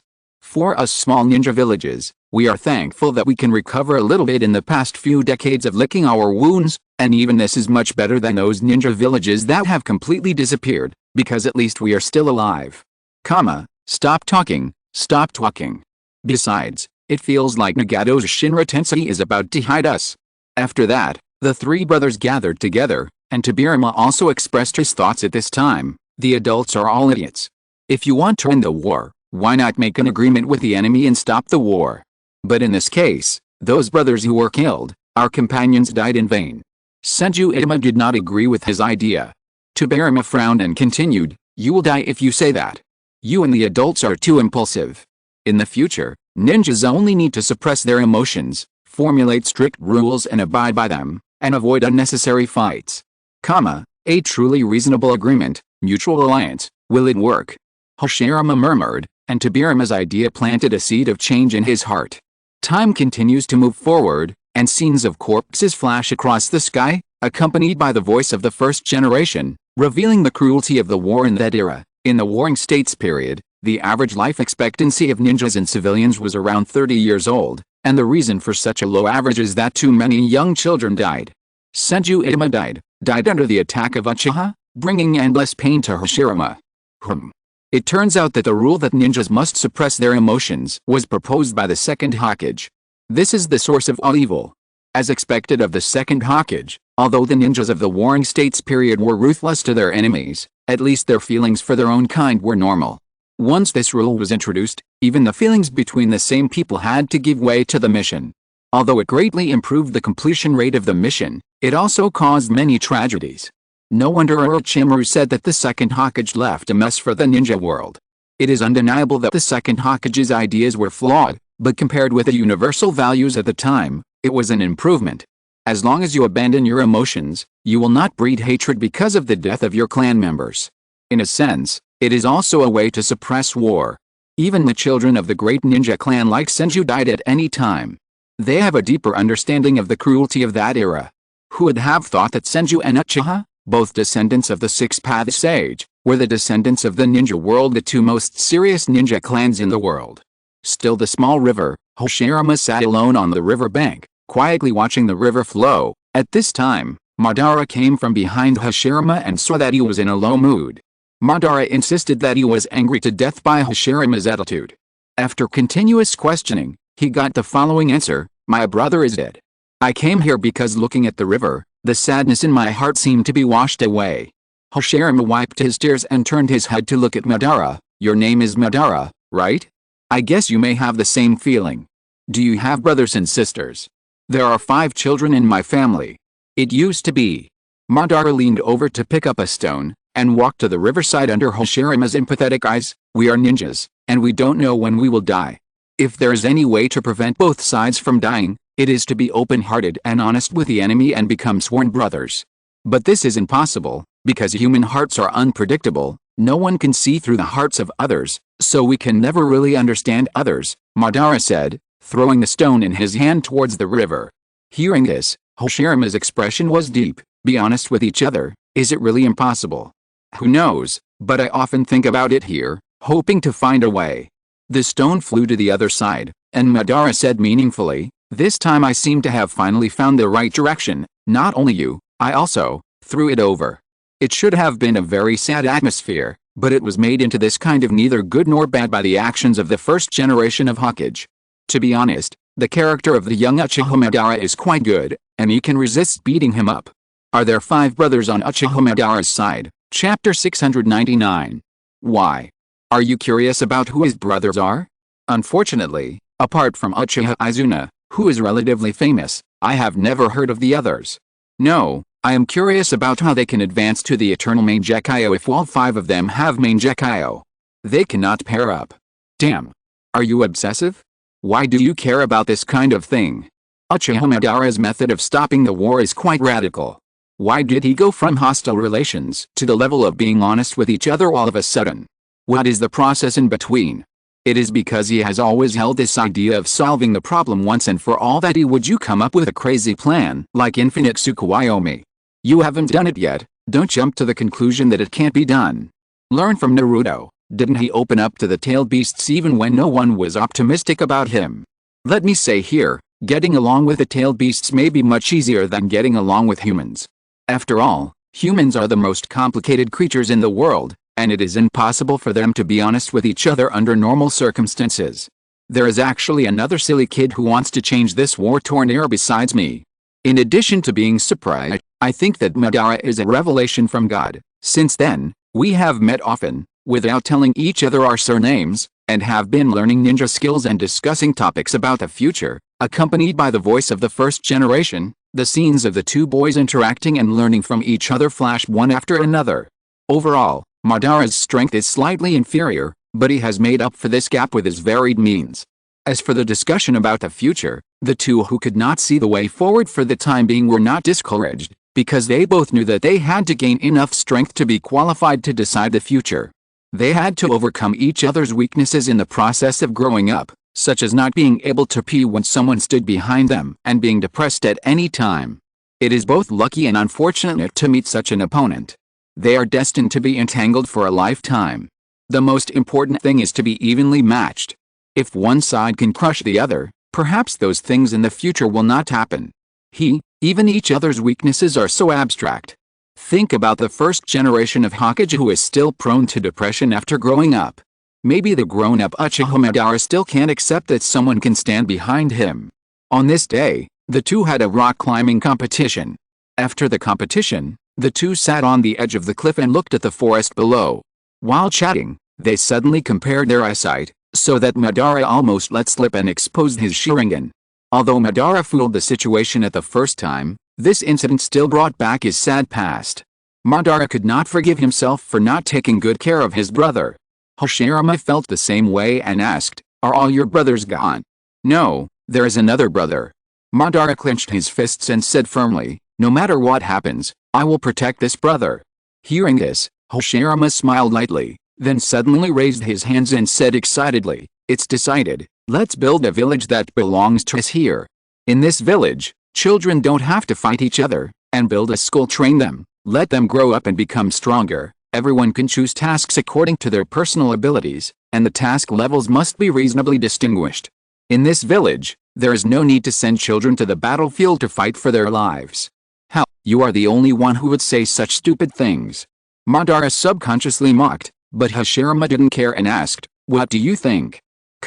Well, it's really good to think about it.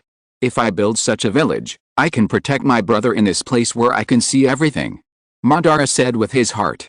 Hashirama, who got the approval, couldn't help but smile excitedly, and Madara also grinned. That place is the place that will become Konoha village later. At that time, I made up my mind to endure and work hard to see such a future. The voice of the first generation sounded, bringing an end to the conversation between the two. When I heard the tone in which Uchiha Madara mentioned his brother, I knew that things would not turn out well. The more resolute his attitude is now, the more he will be upset when he cannot protect his brother later. According to the theory of the second Hokage, the more Uchiha Madara loses, the stronger he will be, but his personality will also become more extreme. In this situation, it would be hard to expect him not to go crazy. The prototype of the ninja village system was proposed at this time. I thought we had to wait until the first Hokage grew up a little bit. It feels a bit ironic to listen to his description now. He did achieve the other points, but only the matter of sending children to the battlefield alone has never changed from the beginning to the end. Although the first generation of Hokage is called the God of Ninja, he is only a powerful human being after all. Limited by the times and cognition, it is good enough for him to come up with such an idea. Do you really think he can predict everything and do everything? Although it is still inevitable to send children to the battlefield, it is already better than the situation of all people as soldiers in the Warring States period. What we descendants can do is to move forward step by step towards this goal. If you want to achieve it overnight, what is the difference between you and Uchiha Madara? Tisk, that Uchiha Madara, he is obsessed with his younger brother. The contrast is really big. The wonderful relationship between the Uchiha brothers, it is really difficult for others to understand their obsession with the brothers. Obsession? Isn't it natural for an elder brother to protect his younger brother? But I can't even do this simplest thing. What's the point of my determination at that time? Uchiha Madara's face was gloomy. The memories of the first generation brought back those past events that he didn't want to remember. Coupled with a strong suspicion of the infinite Tsukuyomi at the moment, a thick shadow was cast over Uchiha Madara's heart. Senju Hashirama also showed a somewhat depressed expression. Although the barrage had given a reasonable explanation for his actions, the fact was that he did not achieve the goal of preventing children from going to the battlefield, and the ninja world did produce many tragedies because of the emergence of the ninja village system. However, compared to Uchiha Madara, who could not get out of the haze, Senju Hashirama, who believed in the idea of trusting future generations and leaving future matters to future generations, had a much easier time to recover his mood. When we are alive, we can decide the direction of the future, but since we are all dead, we should not disturb the development of the present world. I hope you can understand this as soon as possible. Madara, Chapter 700. Time flies, and the two continue to work hard for their planned future by the river. However, everything in the world cannot be as expected, let alone two young men who cannot even control their own destiny. On this day, Hashirama, who had just finished training, was brought to his father by Tobirama, and learned from the latter the news he least wanted to hear. The friend who shared the same goal with him was from the Uchiha, the old enemy of the Senju. In fact, Hashirama had already noticed this, but because of his pursuit of his ideals, he had been subconsciously avoiding this. Therefore, when he heard that his father was going to let him take the opportunity to explore intelligence or even kill Madara, Hashirama's first reaction was to refuse. However, under the righteousness of the clan, Hashirama was forced by his father to take the task before he could say his refusal, and met Madara again by the river the next day. It was as expected. With such an undisguised relationship, it was only a matter of time before it was discovered. I was quite surprised that the first Hokage seemed to have guessed Uchiha Madara's identity. Although I don't know how long they have been together, in that era, the situation of the surrounding ninja clans would be generally known, not to mention the Senju and Uchiha clans. As long as one of them takes on a task, the other will definitely take on the opposing task. It is not difficult to guess Uchiha Madara's identity. In this case, Uchiha Madara has probably guessed the identity of the first Hokage. On both sides of the stream, Madara said calmly that he would skip stones first. Hashirama did not object to this. Following Madara's suggestion, The two of them each threw a stone into the water, which then fell into each other's hands. Unexpectedly, the moment they saw the stone in their hands, the two who had been expressionless suddenly showed astonishment. Madara was the first to react. He turned around and shouted to Hashirama, "Hashirama, I'm sorry, we can't play together today. I suddenly remembered that I have something to do." Is that so? Then I'll go back today." Hashirama saw this and quickly followed his words. The two of them each took the stone with the word warning written on it and turned around and evacuated without hesitation. But before the two of them could get away, the stalker who noticed their strangeness jumped out from behind them and fell on the river. It was the father and brothers of both parties, Senju Batsuma and Senju Tobirama, as well as Uchiha Tajima and Uchiha Izuna. Wow, they actually used stones to remind each other, and both of them did it at the same time. According to the current ninja standards, this is a serious violation, not to mention the era when the ninja clan was supreme. If you are not careful, you will be regarded as a traitor and executed by your clan. If they don't have this kind of mentality, it won't be their turn to create the future. I'm not surprised that the first Hokage did this, but I'm surprised that Uchiha Madara did the same. I can only say that before they lose love, Uchiha people are still very normal, and even more sentimental than ordinary people. Maybe. What a coincidence, the other side is also ambushed by a father and son. If one side does not arrange an ambush at this time, will the two of them stop their father and prevent him from chasing the other person? In that case, it would be really risking everything. Take the father of the first Hokage as an example. It is impossible for him to turn a blind eye to such an obvious betrayal of the ninja clan. After a simple greeting, the old rivals Senju Fusuma and Uchiha Tajima, with their sons, attacked each other without the slightest hesitation, because even a moment of hesitation was enough to decide life and death. At the same time, the two adults who were equally matched also knew that if they wanted to win, they had to use the other's children to create flaws, so while attacking each other, they also attacked the other's children. This scene immediately made Hashirama and Madara, who reacted from behind, burst into tears. While shouting to stop, they threw the stones in their hands without thinking and knocked down the ninja tools of the other side. The two stones carrying each other's feelings sank into the water at the same time. After the instant attack and defense, the two sides pulled away and resumed the confrontation. Hashirama and Madara returned to the field and stood in front of their respective brothers. Compared with Hashirama, who still maintained a trace of calm, Madara was extremely angry at this time and shouted, "I will not forgive anyone who dares to hurt my brother. If one side is a little stronger, it will not be such a mirror-like situation.